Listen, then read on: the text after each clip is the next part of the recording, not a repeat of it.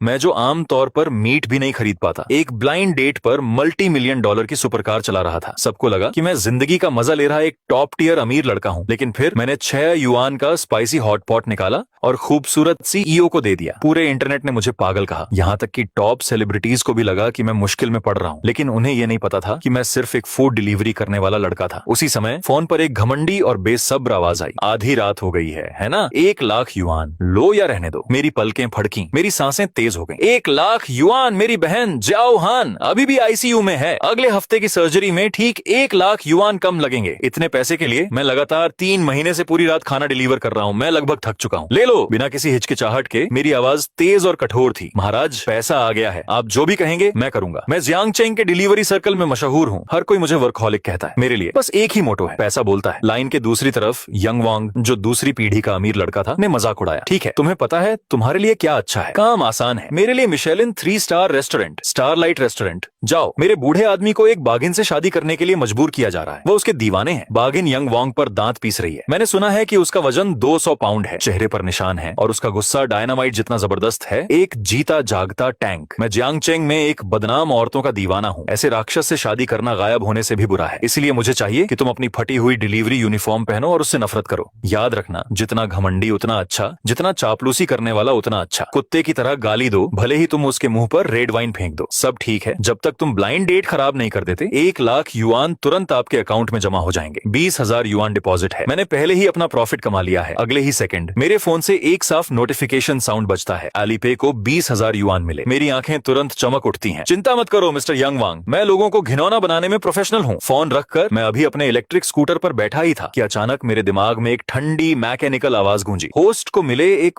बहुत ही अजीब ऑर्डर का पता चलने के कारण जरूरी शर्तें पूरी हो गई हैं। God level chain system officially activate हो गया है। ऑन ऑर्डर की जानकारी, अपने एम्प्लॉयर के लिए एक सैमके, एक बिजनेस ब्लाइंड डेट को खत्म करो, एक बहुत ही घमंडी बदमाश का रोल निभाओ। System rating level 1। काम है होस्ट को मिशन को पूरी तरह से पूरा करने में मदद करना। टेम्पररी आइटम रिवॉर्ड अब दिए जा रहे हैं। एक टॉप टियर सुपरकार, एक कोनिग्सेक घोस्ट एडिशन, 2 घंटे के लिए टेम्पररी इस्तेमाल के अधिकार के साथ। 2 ऑनरा स्किल, गॉड लेवल का डोमिनियरिंग सीईओ ऑनरा जो पैसिवली ट्रिगर होता है और एक बहुत पावरफुल ऑनरा बनाता है जो आपके आसपास के लोगों के डायमेंशन को कम करता है। 3 mission exclusive high ground, Armani lips, हाथ से बना डार्क नाइट सूट और स्नैक्स का एक सेट। मैं पूरी तरह से हैरान था। सिस्टम, बेशक मैं जानता हूँ कि इसका क्या मतलब है। इससे पहले कि मैं संभल पाता, मैंने जो पीली डिलीवरी यूनिफॉर्म पहनी थी, जो लगभग पसीने की बदबू से भीगी हुई थी, अचानक एक हल्की सफेद रोशनी में गायब हो गई। उसकी जगह एक परफेक्टली सिलवाया हुआ, एकदम defined top tier handmade suit था, जिसके कपड़े पर गहरे सुनहरे पैटर्न बह रहे थे। मैं जो सालों की कड़ी मेहनत की वजह से झुका हुआ था, तुरंत सीधा हो गया। गॉड लेवल के डोमिनियरिंग सीईओ ऑनरा के बढ़ने से मेरा ऑनरा जबरदस्ती बढ़ा हुआ लग रहा था।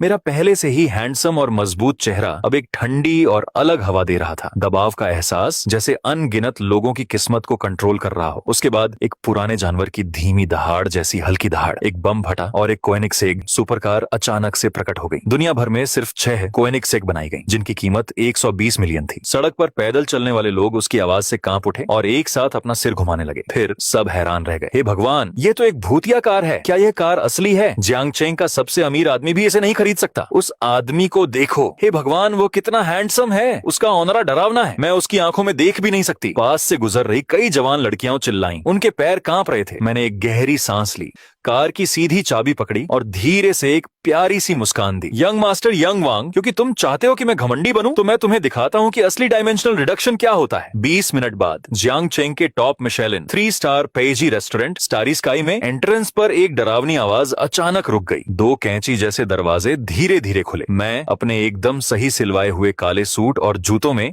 रेड कारपेट पर उतरा। दरबान, जो आमतौर पर इतने घमंडी होते हैं और लोगों को उनके स्टेटस से आंकने में माहिर होते हैं, अब डरे हुए थे, मुश्किल से सांस ले पा रहे थे। उनके सिर झुके हुए थे और वे अपना चेहरा अपनी छाती में छिपा रहे थे। वेलकम शियान शियान, दरबान हकलाया। उसके माथे पर ठंडा पसीना आ रहा था। मैंने उनकी तरफ देखा भी नहीं, सीधे रेस्टोरेंट के दरवाजे की तरफ बढ़ गया। मैंने भारी क्रिस्टल ग्लास का दरवाजा जोर से हिलाते हुए लात मारी। उसी पल मेरा भगवान जैसा सीईओ वाला ऑनरा पूरी ताकत से एक्टिवेट हो गया। पूरे रेस्टोरेंट की हवा जैसे बाहर निकल गई हो। वायलिन का मधुर संगीत बजता रहा, लेकिन हॉल में सन्नाटा छा गया। वहां खाना खा रहे सभी बिजनेस एलीट और बड़े लोग लगभग एक साथ रुक गए और दरवाजे की तरफ देखने लगे। यह किसका यंग मास्टर है? इस तरह का ऑनर मैंने इसे सिर्फ बीजिंग में उस टॉप आदमी पर ही देखा है। उसकी नजर किसी मामूली इंसान को देखने जैसी है। मुझे उनसे कोई मतलब नहीं था। अब मेरे दिमाग में बस एक ही बात थी, उस 200 पाउंड की शेरनी को ढूंढूं और इस ब्लाइंड डेट को पूरी तरह बर्बाद कर दूं। 1 लाख युआन मिलने के ख्याल के साथ मैंने चारों ओर देखा। मैंने मुंह बनाया और एक जबरदस्त ऑनरा के साथ वहां गया। मैंने सुना है कि तुम मेरे साथ ब्लाइंड डेट पर जाना चाहती हो, क्या तुम खुद को देखती भी नहीं? मैं अभी टेबल पर पहुंचा ही था, कुर्सी खींचकर अपनी पूरी ताकत लगाने को तैयार था। तभी मैंने अपनी ब्लाइंड डेट का चेहरा देखा। मेरी सारी बातें फौरन मेरे गले में अटक गईं। वह कोई 200 पाउंड की शेरनी नहीं थी, वह एक बहुत ही खूबसूरत औरत थी। एक सफेद बिजनेस सूट उसके परफेक्ट, लगभग बेदाग फिगर को और उभार रहा था। उसकी पीली स्किन रोशनी से मिल रही थी और उसके कॉलर बोन के नीचे नीलम का हार साफ तौर पर महंगा था। सुमिंग ने भी ऊपर देखा, मेरी नजरों से नजरें मिलाते हुए। आमतौर पर आसमान गिरने से भी बेफिक्र मेरी मौजूदगी महसूस करके उसकी आंखों में हैरानी की एक झलक आई। कितना मजबूत औरा। दादाजी ने कहा था कि आज जो आदमी आ रहा है वह वांग परिवार का वह निकम्मा यंग वांग है। उस प्लेबॉय में इतना अधिकार कैसे हो सकता है? यह आदमी पक्का यंग वांग नहीं है। एक पल के लिए हम में से कोई भी हिला नहीं। हवा जमी हुई लग रही थी। ऊपर से मैं पूरी तरह शांत था, लेकिन अंदर ही अंदर मैं यंग वांग और उसके पुरखों को 18 पीढ़ियों से कोस रहा था। यंग वांग, कमीने! तुम इसे 200 पाउंड की शेरनी कहते हो? तुम इसे इंसानी टैंक कहते हो? अगर यह शेरनी होती तो मैं हर दिन इसका पेट साफ करता। लेकिन मैंने नौकरी तो ले ली है और 1 लाख युआन अभी भी वहीं पड़े हैं। मेरी बहन की सर्जरी की फीस का क्या? मैं दांत पीसता हूँ, खुद को मजबूत करने और घमंडी बदमाश के रास्ते पर चलने के लिए तैयार हो जाता हूँ। जैसे ही मैं हिचकिचा रहा होता हूँ कि बाएं हाथ से रेड वाइन छिड़कूं या दाएं हाथ से टेबल पलटूं, रेस्टोरेंट की फर्श से छत तक की खिड़की बिना किसी चेतावनी के फट जाती है। क्रैश, टेम्पर्ड, एक्सप्लोजन प्रूफ कांच कागज की तरह टूट जाता है, जिसके टुकड़े हर जगह उड़ जाते हैं। 1 सेकंड में यह एक शानदार मिशेलिन स्टार वाला रेस्टोरेंट है जो किसी मैगजीन कवर के लायक है। अगले ही पल यह पूरी तरह से अफरा तफरी का माहौल बन जाता है। चीखें, टेबल और कुर्सियां पलट गईं, कांच टूट गए, सब एक साथ उलझ गए। धमाका, धमाका, धमाका! 3 गोलियां चलीं, जिससे छत पर लगा बड़ा क्रिस्टल का झूमर टूट गया। कांच के टुकड़े फट गए और काले डाकुओं के मास्क पहने 5 हट्टे कट्टे आदमी टूटी हुई खिड़की के बाहर से अंदर घुसे। उनके शरीर धारदार हथियारों से ढके हुए थे। हाथ में एके और कमर पर एक चमकता हुआ मिलिट्री माशेटे पकड़े हुए वह चिल्लाया, चुप रहो! सबने हैरान होने का नाटक किया, अपना सिर ढक लिया और चीखते हुए जमीन पर गिर पड़े। पूरा कमरा तुरंत शांत हो गया। सभी सोशलाइट और लेडीज पीली पड़ गईं, जमीन पर कांप रही थीं, सांस लेने में भी डर रही थीं। सुमिंग का चेहरा भी पीला पड़ गया। उसे शॉपिंग मॉल की गला काट दुनिया और असल जिंदगी के गुंडों की आदत थी, लेकिन यह पहली बार था जब उसने ऐसी किसी चीज का सामना किया था। उसने मेरी तरफ देखा और फिर वह जम गई। मैं घबराया नहीं, मैंने बस थोड़ा सा मुंह बनाया, जैसे मैं बस इस बात से नाराज था कि उन्होंने मेरी परफॉर्मेंस में रुकावट डाली। मिशेलिन ने पाया कि होस्ट को एक आम परेशानी हो रही थी। हार्डकोर लाइफ क्राइसिस एक इमरजेंसी प्रोटेक्शन मैकेनिज्म को ट्रिगर करता है। अपने आप एक गॉड लेवल स्नैक स्किल जारी करना, मास्टर लेवल सूट ठग फाइटिंग टेक्निक, अपने आप गॉड लेवल स्नैक आइटम जारी करना, एब्सोल्यूट कंजर्वेशन शील्ड 3 मिनट तक चलने वाला। जैसे ही सिस्टम नोटिफिकेशन बजा, मुझे अपने अंगों में एक हिंसक, लगभग विस्फोटक ताकत महसूस हुई। अनगिनत लड़ाई और क्लोज क्वार्टर कॉम्बैट टेक्निक सीधे मेरी मसल मेमोरी में उकेरी हुई लग रही थी। इस पल मैं अब 1 लाख युआन के लिए टेकआउट देने वाला कोई नहीं, बल्कि एक शानदार किलिंग मशीन था जो अनगिनत खतरनाक स्थितियों से निकला था। धत तेरे की, यह नौकरी सच में बहुत फायदेमंद है। एक हट्टा कट्टा डाकू एक लाश को मुक्के से उड़ा रहा था। अचानक उसकी नजर सुमिंग पर पड़ी। अपनी अस्त व्यस्त हालत में भी सुमिंग अभी भी बहुत खूबसूरत थी, खासकर उसके गले में नीलम का हार जो बहुत कीमती लग रहा था। डाकू की आंखों में तुरंत लालच और बुरे विचार चमक उठे। वह हाथ में बंदूक लेकर आगे बढ़ा। हे बेहतरीन खूबसूरती, वो नेकलेस उतारो, मुझे तुम्हारा थोड़ा और फायदा उठाने दो। उसने सुमिंग की गर्दन पकड़ने के लिए हाथ बढ़ाया। सुमिंग ने अपनी आंखें बंद कर ली। अगले ही पल फुस मेरे लंबे मजबूत हाथ ने, जिसके पोर साफ थे, डाकू की कलाई को लोहे के क्लैंप की तरह पकड़ लिया। डाकू हैरान रह गया, ऊपर देखा और मेरी उन ठंडी आंखों से मिला। अपना गंदा हाथ हटाओ! डाकू दहाड़ा, अपनी बंदूक की बट उठाकर मेरा सिर फोड़ने लगा। क्रैक! उसकी कलाई के हल्के से मोड़ से वह मोटा हाथ प्रेट्जेल की तरह टूट गया। मैंने अचानक उसे रोक दिया, जिससे वह पूरी तरह से बेबस हो गया। डाकू दर्द से चिल्लाया, लेकिन चीखें अचानक बंद हो गईं। मैंने एक हाथ से खूबसूरती से अपनी टाई खोली। गहरे काले धागे वाली टाई तुरंत मेरे हाथ में फड़फड़ा उठी। एक तेज हरकत के साथ मैंने टाई को डाकू की गर्दन के चारों ओर ठीक से लपेट दिया। मेरा घुटना उसके घुटने से दबा पीछे और एक तेज खिंचाव के साथ ग्रम्बल, एक ऐसी आवाज जिससे रीढ़ की हड्डी में सिहरन दौड़ गई। हथियार बंद डाकुओं में से एक जमीन पर गिर पड़ा, बिना हिले डुले। यहां तक कि लीडर स्कारफेस भी गुस्से से अंधा हो गया था। उसे यकीन नहीं हो रहा था कि एक खास सूट पहना हुआ आदमी जो किसी टॉप सीईओ जैसा दिख रहा था, इन बेताब अपराधियों से ज्यादा बेरहम हो सकता है? फायर, उसे मार डालो। बाकी 3 डाकुओं ने एक साथ अपनी बंदूकें घुमाई, लेकिन मैं कहीं ज्यादा तेज था। मैंने अपने सामने रखी सैकड़ों पाउंड की पत्थर की कब्र वाली टेबल को लात मारी। बूम! टेबल तोप के गोले की तरह उड़ी, जिससे 2 डाकू तुरंत गिर गए और जमीन पर गिर गए। उसी सेकंड मैं कवर का इस्तेमाल करके पास आ गया। एक तेज और शानदार किक से मैंने हवा में एक साफ लाइन खींच दी। मैंने अपनी सूट जैकेट के बटन भी नहीं खोले थे। मेरी हरकतें आसान और सटीक थीं, फिर भी हर वार में पूरा दबदबा था। सीने पर कोहनी का एक जोरदार वार तीसरे डाकू के सीने में लगा। धमाका! वह आदमी पीछे की ओर उछला। शराब की अलमारी टूट गई और वह तुरंत बेहोश हो गया। सन्नाटा। पूरा रेस्टोरेंट अजीब तरह से शांत था। सोने के कपड़े पहने आदमी की धीमी आवाज के अलावा सिर्फ भारी कांपती हुई सांसें सुनाई दे रही थीं। जमीन पर पड़े सभी लोग आंखें फाड़े देख रहे थे। मैंने अकेले ही पूरी तरह से हथियारबंद डाकुओं को मार गिराया था और मेरी हरकतें कला की तरह सुंदर थीं। सू मिंग ने मुझे देखा। उसकी खूबसूरत आंखें हैरानी से भर गईं। मैं कौन था इतने पक्के तरीके से मारने का, इतना शांत और शानदार, पूरे कंट्रोल का ऐसा पूरा माहौल? पूरे चीन में कौन सा टॉप टियर अमीर परिवार ऐसे राक्षस को पाल सकता है? इस समय सिर्फ स्कारफेस खड़ा था, लेकिन वह डर से कांप रहा था। बंदूक पकड़े हुए उसका हाथ कांप रहा था। मैं उसकी तरफ बढ़ा, कदम दर कदम, जैसे मौत खुद पास आ रही हो। और पास मत आना! स्कारफेस का साइकोलॉजिकल डिफेंस पूरी तरह से टूट गया। उसने अचानक अपनी बंदूक घुमाई और सू मिंग पर निशाना साधा। उसे एहसास हुआ कि मैंने ऐसा इसलिए किया क्योंकि उस डाकू ने उसे छुआ था। फिर से हिलो और मैं उसे पहले गिराऊंगा। स्कारफेस पागलों की तरह दहाड़ा, ट्रिगर दबाया। बंदूक की नली से आग की लपटें बम निकली। सू मिंग का दिमाग खाली हो गया। एक खतरनाक साया उसके ऊपर मंडरा रहा था, लेकिन जैसे ही गोली बैरल से निकली, मैं उसके सामने ऐसे आया जैसे टेलीपोर्ट हो गया हूं। मैं मुड़ा, बंदूक की तरफ पीठ करके उसे अपनी बाहों में छिपा लिया। एक अजीब मेटल की आवाज आई। 7.62 मिलीमीटर राइफल की गोली,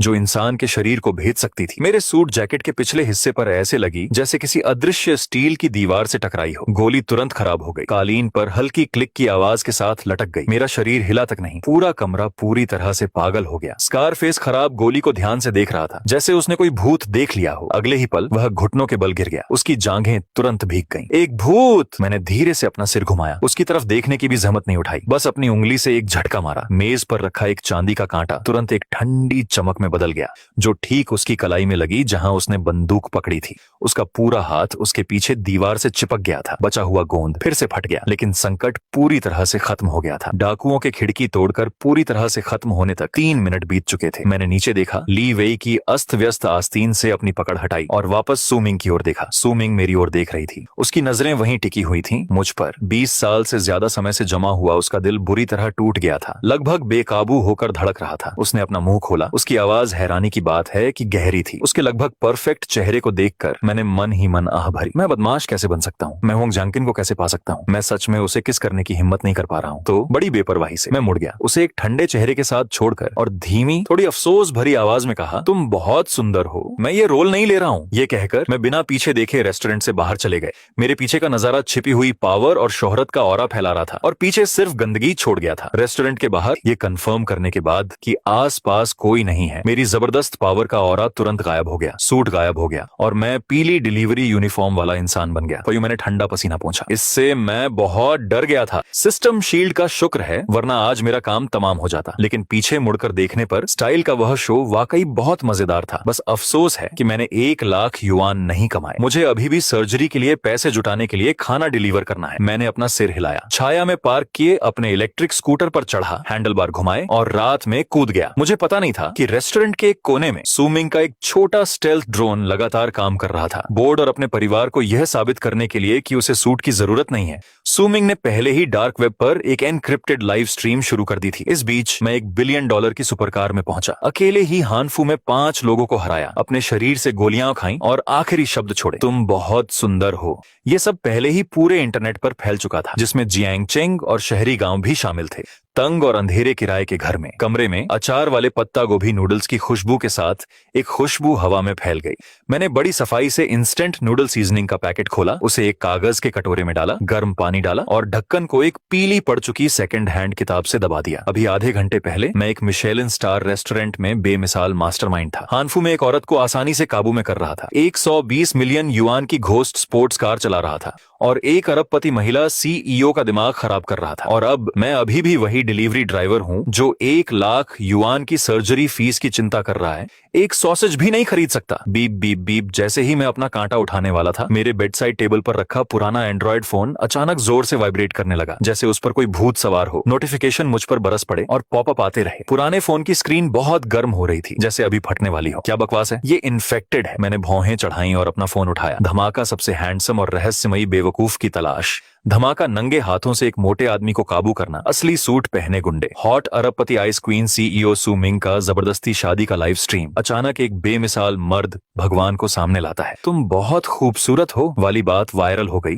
जिससे इंटरनेट पर लड़कियां पागल हो गईं। मेरे होंठ बेकाबू होकर फड़क रहे थे। जबरदस्ती शादी को रोकने के लिए एक लाइव स्ट्रीम वायरल हो गया। मैंने सबसे पॉपुलर वीडियो पर क्लिक किया। तस्वीर बहुत साफ थी। वीडियो एक रेस्टोरेंट के सामने खड़ी निसान एफ्रो से शुरू हुआ, फिर कामना रेस्टोरेंट पर कट गया। एक आदमी खिड़की तोड़ रहा था, चीखें निकल रही थीं, और फिर मैं हिला। वीडियो को नेटिजन्स ने 0.5x स्पीड तक धीमा भी कर दिया था, ताकि हर कोई साफ देख सके कि मैंने अकेले ही एक आदमी को अपने हाथ में कैसे पकड़ा हुआ था। सिल्क की टाई का इस्तेमाल करके सामने वाले को पूरी तरह से बेबस कैसे किया। बंदूक की नोक से बाहर निकलकर सू मिंग को अपनी बाहों में कसकर कैसे बचाया। आखिरी सीन में मैं अपना सिर थोड़ा घुमाता हूँ और बहुत गहरी आवाज में कहता हूँ, तुम बहुत खूबसूरत हो। मैं अब यह रोल नहीं कर रहा। फिर मैं आराम से चला जाता हूँ, सिर्फ एक पागल आदमी की पीठ छोड़कर। इस वीडियो को पहले ही 100 मिलियन व्यूज मिल चुके हैं और कमेंट सेक्शन में लोग कह रहे हैं, अरे बाप रे, अरे बाप रे, क्या ये कोई मूवी है? मैं जियांगचेंग स्पेशल पुलिस ब्रिगेड से हूँ। मैं तुम्हारी गारंटी ले सकता हूँ, वो कोई छोटा मोटा गुंडा नहीं है। वे 5 हट्टे कट्टे आदमी, सभी इंटरनेशनल फाइटर हैं। कई काउंटर अटैक के बाद उन सभी को अकेले इस रहस्यमयी बड़े आदमी ने मार गिराया, सिर्फ गोलियों को रोकते हुए। क्या ये किसी पुराने मार्शल आर्ट परिवार का वंशज है? क्या तुम सब लड़ाई देख रहे हो? क्या सिर्फ मैं ही उसके सूट और कार पर नजर रख रहा हूँ? मेरे दादाजी के पास भी यही सूट है। इसे मिलान में अरमानी की प्राइवेट वाइनरी में 7 टॉप टेलर्स ने हाथ से सिला था। दुनिया में सिर्फ 10 सेट है। और वो कार एक कोएनिक्स एक घोस्ट, जिसकी कीमत 120 मिलियन है। अगर आपके पास पैसे भी हों तो भी आप इसे नहीं खरीद सकते। कौन सा टॉप टियर प्रिंस जिंदगी का मजा ले रहा है? बहुत हैंडसम हस्बैंड, क्या कोई उसकी पहचान बता सकता है? मैंने 1 लाख का इनाम देखा और मैंने पाया कि लाखों नेटिजन्स शर्लक होम्स में बदल गए हैं और मुझे एक रहस्यमयी प्रिंस, मार्शल आर्ट्स मास्टर या किसी फिल्म और टेलीविजन टाइकून का वारिस समझ रहे हैं। मैं तो खुद को कोस रहा था। मैं बस एक काम से निकला था, एक ब्लाइंड डेट ट्रेनिंग जॉब ले रहा था, और किसने सोचा होगा कि सू मिंग इसे पूरे इंटरनेट पर लाइव स्ट्रीम कर देगी। जैसे ही मैं शॉक से उबर रहा था, सिस्टम का नोटिफिकेशन फिर से मेरे दिमाग में आया। डिंग, होस्ट के व्यवहार से पब्लिक में बहुत बड़ा शॉक लगा है। शॉक वैल्यू कलेक्शन सिस्टम पूरी स्पीड से। जियांगचेंग स्वॉट टीम के कैप्टन से शॉक वैल्यू 999। अरबपति महिला सीईओ सू मिंग से शॉक वैल्यू 9999। पूरे इंटरनेट पर देखने वालों से शॉक वैल्यू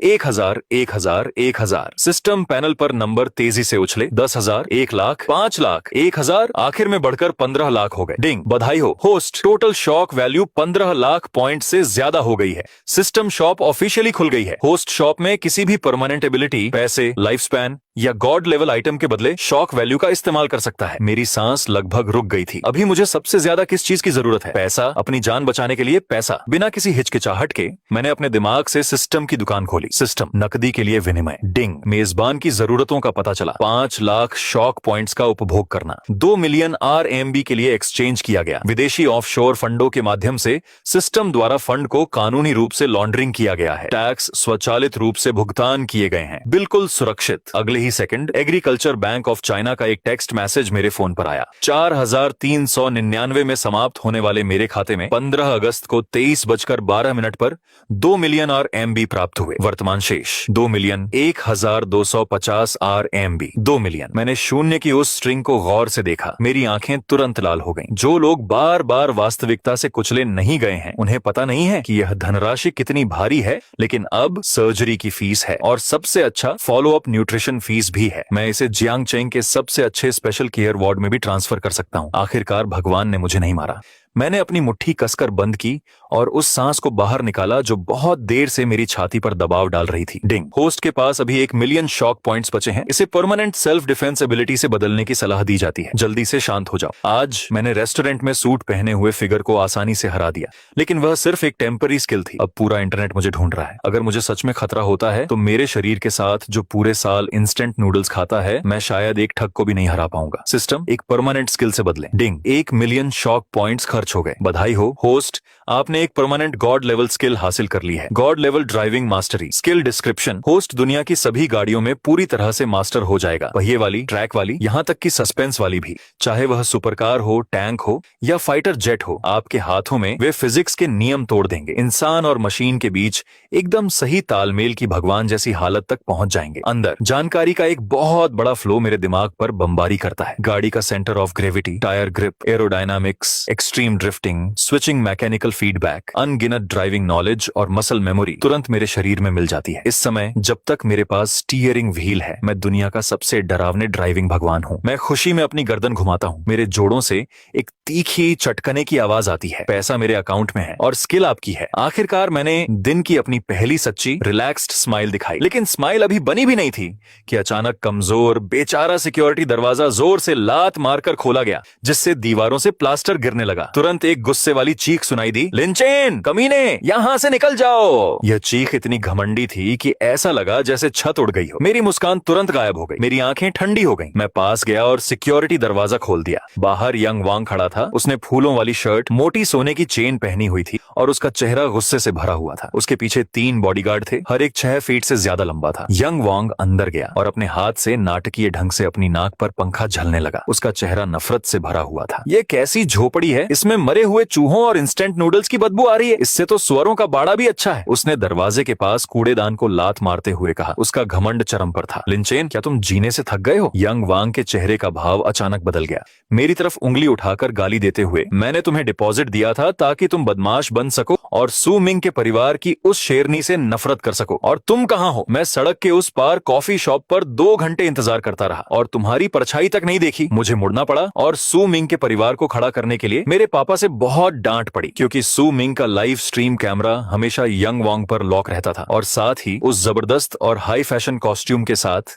यंग वांग ने इसे अपने सामने वाले बेचारे डिलीवरी मैन से बिल्कुल भी नहीं जोड़ा। उसके हिसाब से सिर्फ एक ही पॉसिबिलिटी थी, मैं पैसे लेकर आधे रास्ते से भाग गया।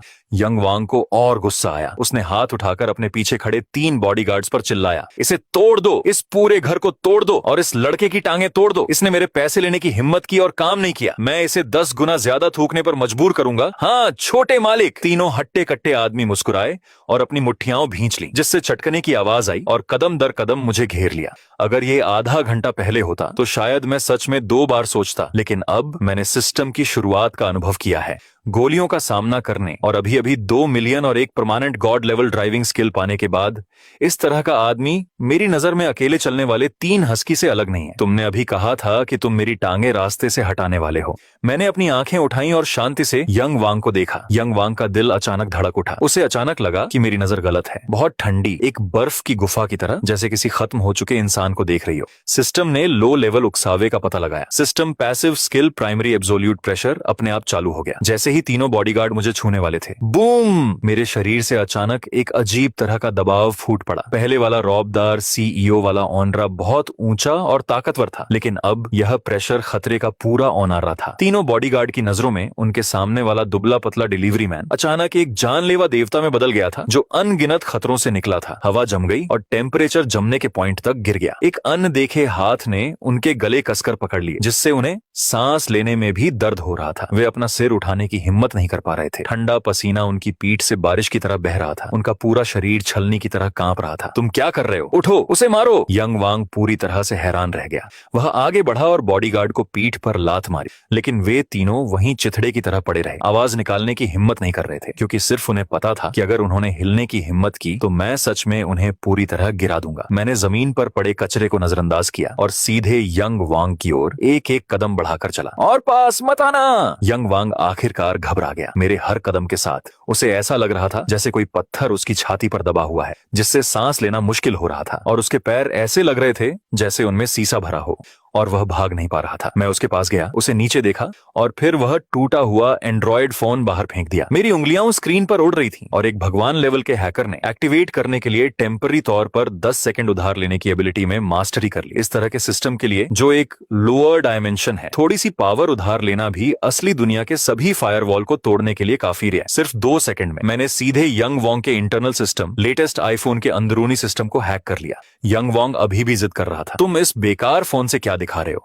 मैं तुम्हें चेतावनी दे रहा हूँ, मेरे पापा वांग के रियल एस्टेट के चेयरमैन हैं। तुमने मेरे सिर का एक बाल भी छूने की हिम्मत की। मैंने यंग वांग को टोकते हुए मजाक उड़ाया। मैंने सुना है तुम्हें नाइट क्लब जाना, उस तरह की घटिया पार्टियां होस्ट करना और यादगार चीजों के लिए चुपके से वीडियो बनाना पसंद है। यंग वांग का चेहरा तुरंत पीला पड़ गया। तुम क्या बकवास कर रहे हो? तुम्हें कैसे पता चला? मुझे न सिर्फ वही पता था, बल्कि मैंने तुम्हारे लिए एक फोटो एल्बम भी ऑर्गेनाइज किया था। मैंने शांति से कहा, स्क्रीन पर हल्के से थपथपाते हुए। मैंने अभी तुम्हारे लिए ये हाई डेफिनेशन वीडियो पैक किए हैं और उन्हें तुम्हारे वांग के board of directors, Jiangcheng socialite group और तुम्हारी मंगेतर के वीचैट पर भेज दिया है। क्या? यंग वांग को ऐसा लगा जैसे उस पर बिजली गिर गई हो। उसने घबराकर अपना फोन निकाला और फिर वह पूरी तरह से क्रैश हो गया। उसने अपने सबसे एनक्रिप्टेड फोल्डर में जो वीडियो लॉक किए थे वे अलग अलग ग्रुप चैट में बहुत तेजी से आ रहे थे। उसका फोन तेजी से वाइब्रेट करने लगा। कॉलर आईडी पर चेयरमैन फादर लिखा था। यंग वांग ने कांपते हुए जवाब दिया। अगले ही पल दूसरी तरफ से एक जोरदार आवाज आई, यंग वांग, तुम जानवर हो, तुमने परिवार को बदनाम कर दिया है। बोर्ड में हंगामा हो रहा है, अभी पुरानी हवेली में वापस जाओ, मैं आज तुम्हारी टांगे तोड़ दूंगा। डैड, मैं समझाता हूँ, ये एक हैकर है, किसी ने मुझे हैक कर लिया है। इससे पहले कि वह पूरी बात कह पाता, फोन उसके हाथ से फिसल गया। उसने मेरी तरफ देखा, उसका चेहरा पीला पड़ गया था। उस पल उसे आखिरकार समझ आया कि उसने टिन की प्लेट पर नहीं बल्कि स्टील की प्लेट पर लात मारी थी। एक स्टील की प्लेट जो उसके पूरे परिवार को चकनाचूर कर सकती थी। यह कंगाल सा दिखने वाला डिलीवरी मैन बिल्कुल भी नुकसान नहीं पहुंचाने वाला था। मेरा हमला एकदम सही और बेरहम था। एक ही वार ने उसके दिल को छेद दिया, उसकी पूरी जिंदगी को छेद दिया। दवा हो जाओ। मैंने अपनी आंखें थोड़ी सी कोट ली। मेरी आवाज इतनी शांत थी जैसे मक्खी भगा रहा हूँ। मैं तुम्हें बाद में इंस्टेंट नूडल्स खिलाऊंगा। यंग वांग पूरी तरह टूट गया और एक डरावनी चीख निकली, शैतान, तुम शैतान हो। ये कहकर वह अपने बॉडीगार्ड्स को छोड़कर किराए के कमरे से बाहर निकल गया। बेकार। मैंने बेरुखी से 2 शब्द कहे, अपने मालिक का फोन लो और वापस ले आओ। जमीन पर घुटनों के बस बैठे 3 बॉडीगार्ड्स को लगा जैसे उन्होंने कैमरे की रिकॉर्डिंग सुन ली हो। वे फोन उठाने के लिए भागे और घबराकर भाग गए। किराए का कमरा आखिरकार शांत हो गया। मैंने दरवाजा बंद किया, टेबल की तरफ गया और अपने नूडल्स का कटोरा खाने ही वाला था। अचार वाले पत्ता गोभी के नूडल्स जो पहले से ही भीगने से फूले हुए थे, अब शहरी गांव की इस भीड़ भरी और टूटी फूटी गली के एंट्रेंस पर रखे थे। यंग वांग के भागने के 5 मिनट से भी कम समय में एक 6 मीटर लंबी एकदम काली रोल्स रॉयस फैंटम, जिससे ऐसी शान थी कि सांसें थम सी जाती थीं, चुपचाप रुक गई। हुड पर एक चमकदार ठंडी सुनहरी लाइसेंस प्लेट लटकी हुई थी। दरवाजा धीरे से खुला और टॉप टियर काली हाई हील्स में एक दुबली पतली सी शख्सियत ने धीरे से चिकनी मिट्टी पर कदम रखा। जियांगचेंग के शहरी गांव में यह पतली गली जो हमेशा गंदे पानी से भरी रहती थी और जहां छोटी टेकआउट दुकानों और यात्रियों को भी सावधानी से चलना पड़ता था, अचानक एक डरावनी शक्ल ले ली। एक रोल्स रॉयस फैंटम जो 6 मीटर से ज्यादा लंबी और पूरी तरह से ऑब्सीडियन ब्लैक थी, गली के एंट्रेंस पर चुपचाप खड़ी थी, जैसे किसी बादशाह का रथ गलती से किसी झुग्गी झोपड़ी में घुस गया हो। हुड पर लगी शुद्ध सोने की स्प्रिट ऑन एक्सटेसी की रोशनी धीमी स्ट्रीट लाइट में ठंडी रोशनी डाल रही थी और लाइसेंस प्लेट जिस पर 8888 नंबर लिखा था, उसे दूर से देखने पर ही पैरों में कमजोरी आ जाती थी। दरवाजा खुला। Top tier custom made high heels में एक पतली जेड जैसी शख्सियत कीचड़ भरी सड़क पर निकली, स्विमिंग कार से बाहर निकली। उसने बड़े सनग्लासेस पहने थे जिससे उसका बहुत सुंदर चेहरा छिप रहा था, लेकिन फिर भी उसकी ठंडी खूबसूरती टूटे फूटे माहौल में अजीब लग रही थी। उसके पीछे ग्रे रंग का लबादा पहने एक दुबला पतला बूढ़ा आदमी चल रहा था। बूढ़े आदमी की आंखें चाकू जैसी थीं,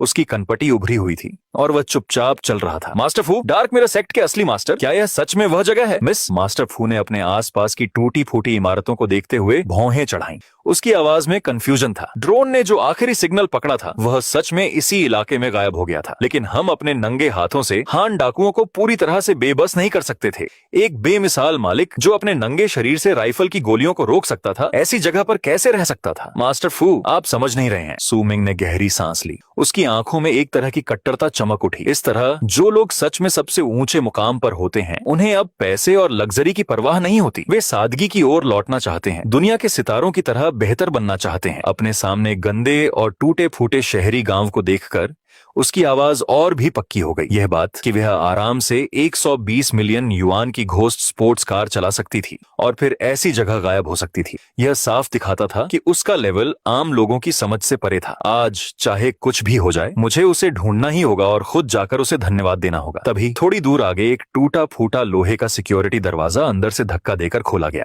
सू मिंग और मास्टर फू ने एक साथ देखा, फिर दोनों स्तब्ध रह गए। वहां मैं था, चमकीले पीले रंग की डिलीवरी यूनिफॉर्म पहने, झांग लियांग स्पाइसी सूप का पैकेट लिए धीरे धीरे बाहर जा रहा था। हमारी आंखें अब मिली, हवा थम गई और सू मिंग का दिमाग खाली हो गया। हालांकि अब मेरे पास वह खास सूट नहीं था, न ही किसी सुपीरियर का वह जबरदस्त ऑरा। वह इस चेहरे को कभी गलत नहीं समझती थी। यह वही आदमी था जो रेस्टोरेंट में उसके सामने खड़ा था, उसके लिए गोली खा रहा था। यह मैं था। सू मिंग चुप थी, उसकी आवाज मुश्किल से दबाए गए उत्साह से कांप रही थी। मैं भी हैरान था। मैंने अभी अभी सिस्टम में अपनी पिछली सभी स्किल्स बदली थी। मैंने यूं ही एक लोकल डिलीवरी जॉब ले ली। स्पाइसी सूप डिलीवर करने के बहाने अपनी नई नई मिली भगवान जैसी ड्राइविंग स्किल को टेस्ट करने का प्लान बनाया। लेकिन जैसे ही मैंने दरवाजा खोला, मेरा चेहरा रुक गया। तुमने मुझे कैसे ढूंढ लिया? मैंने थोड़ा मुंह बनाया। बस उस हल्के से मुंह बनाने से मेरे बगल में बैठे मास्टर फू तुरंत टेंशन में आ गए। वह सू मिंग के सामने आया। उसके जोड़ चटक रहे थे, उसके अंदर की एनर्जी बढ़ रही थी। उस लड़की ने पीछे धकेला। ये इंसान समझ से बाहर है। मास्टर फू ने मुझे ध्यान से देखा। हालांकि मैंने डिलीवरी यूनिफॉर्म पहनी हुई थी और उसमें मार्शल आर्टिस्ट वाली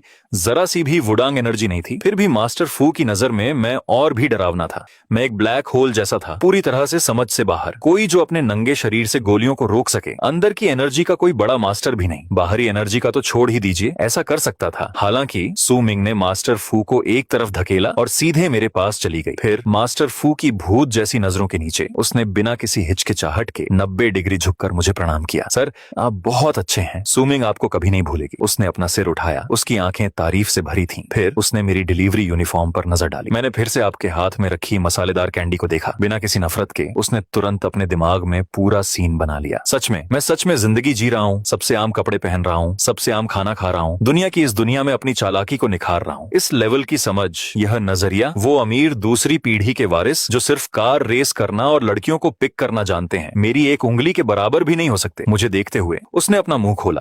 असल में मैं सच में सिर्फ एक फूड डिलीवरी वाला लड़का हूँ। मैं आज एक ब्लाइंड डेट पर गया था और मैं बस किसी को डेट करने का इंतजार कर रहा था। मैं समझती हूँ, मैं सब कुछ समझती हूँ। सू मिंग ने बार बार सिर हिलाया। उसकी आंखों में पक्का यकीन था। चिंता मत करो, मैं पूरी तरह समझती हूँ। क्योंकि तुमने अपनी पहचान छिपाकर जिंदगी का खेल खेलने का फैसला किया है, इसीलिए मैं एक भी शब्द नहीं बताऊंगी। बोलते हुए वह मुझसे आधे मीटर से भी कम दूरी पर एक कदम आगे बढ़ी। एक हाई एंड कस्टम परफ्यूम की हल्की खुशबू फैल गई। सर, आपने मेरी जान बचाई। आपका एहसान चुकाने के लिए आप मुझसे कुछ भी मांग सकते हैं। सू, परिवार के आधे शेयर या मैं आपको कुछ भी दे सकती हूँ। पीछे खड़े मास्टर फू ने सीधे कहा। जियांग चेंग की नंबर 1 आइस क्वीन असल में सड़क पर एक फूड डिलीवरी वाले को खुद को ऑफर कर रही है और वह इतनी उदारता से खुद को ऑफर भी कर रही है। अगर यह बात बाहर निकल गई तो पूरी जियांग चेंग की हाई सोसाइटी में हंगामा मच जाएगा। मैं चुप हो गया। बड़ी बहन, आपको क्या पता, अगर आपकी कल्पना इतनी ही बेकाबू होती रही तो आप सच में पार्ट टाइम नॉवेल लिख सकती हैं। जैसे ही मैं मना करने वाला था, अचानक मेरे दिमाग में एक सिस्टम अलार्म बज उठा। डिंग। इमरजेंसी स्पेशल चेन वाला ऑर्डर मिला। ऑन ऑर्डर देने वाला किकी रेन का एजेंट, एक टॉप घरेलू सेलिब्रिटी, बहुत ज्यादा परेशान करने वाली हालत। ऑन ऑर्डर का कंटेंट, अंडरग्राउंड काफिले के खतरनाक घेरे से बचकर किकी रेन को बचाना। मिशन रेटिंग S लेवल, बहुत ज्यादा खतरनाक। इसमें जान और मौत का सवाल है। मिशन की जगह जियांग चेंग के 9वें डिस्ट्रिक्ट में क्यूमिंग माउंटेन की घुमावदार सड़क। ऑर्डर एक्सेप्ट करो। मेरी आंखें अचानक चमक उठी। S level mission. अभी अभी गॉड लेवल ड्राइविंग सीखी है और सोच रहा था कि प्रैक्टिस कहां करूं। ये ऑर्डर असल में सिस्टम ही मेरे नियमों को तोड़ रहा है। एक्सेप्ट करो। मुझे तुरंत याद आया। Ding. On order successfully accept हो गया। टेम्पररी गाड़ी, armoured bulletproof Aston Martin Valkyrie war god edition. Target location के पास एक छिपी हुई जगह पर एयर ड्रॉप किया गया। होस्ट इसे कभी भी ले सकता है। मेरी आंखें तुरंत बदल गईं। डिंग, अपनी तलवार निकालो। सू मिंग का दिल जोर से धड़का। वह नजर, मैं फिर से अपनी चाल चलने वाला हूँ। मेरे जैसे इंसान को इतना सीरियस कौन कर सकता है? सर, आपके क्या ऑर्डर हैं? सू परिवार का जियांग चेंग में कुछ असर है? कोई भी आपको नाराज करे, मैं तुरंत पूरे शहर के रिसोर्स जुटा सकती हूँ। सू मिंग ने जल्दी से कहा। उसे डर था कि कहीं वो मेरी मदद करने का मौका न चूक जाए। मैंने अपने हाथ में रखे लगभग ठंडे स्पाइसी सूप के कटोरे पर नजर डाली। फिर अपने सामने खड़ी अरबपति महिला CEO को देखा। उसका चेहरा उम्मीद से भरा था। वह किसी भी पल मेरे लिए आग पानी से गुजरने को तैयार थी। अगले ही पल मैंने स्पाइसी सूप के साथ डिलीवरी बॉक्स उसकी बाहों में दे दिया और उस बॉक्स पर मेरे डिलीवर किए गए स्पाइसी सूप का पता लिख दिया।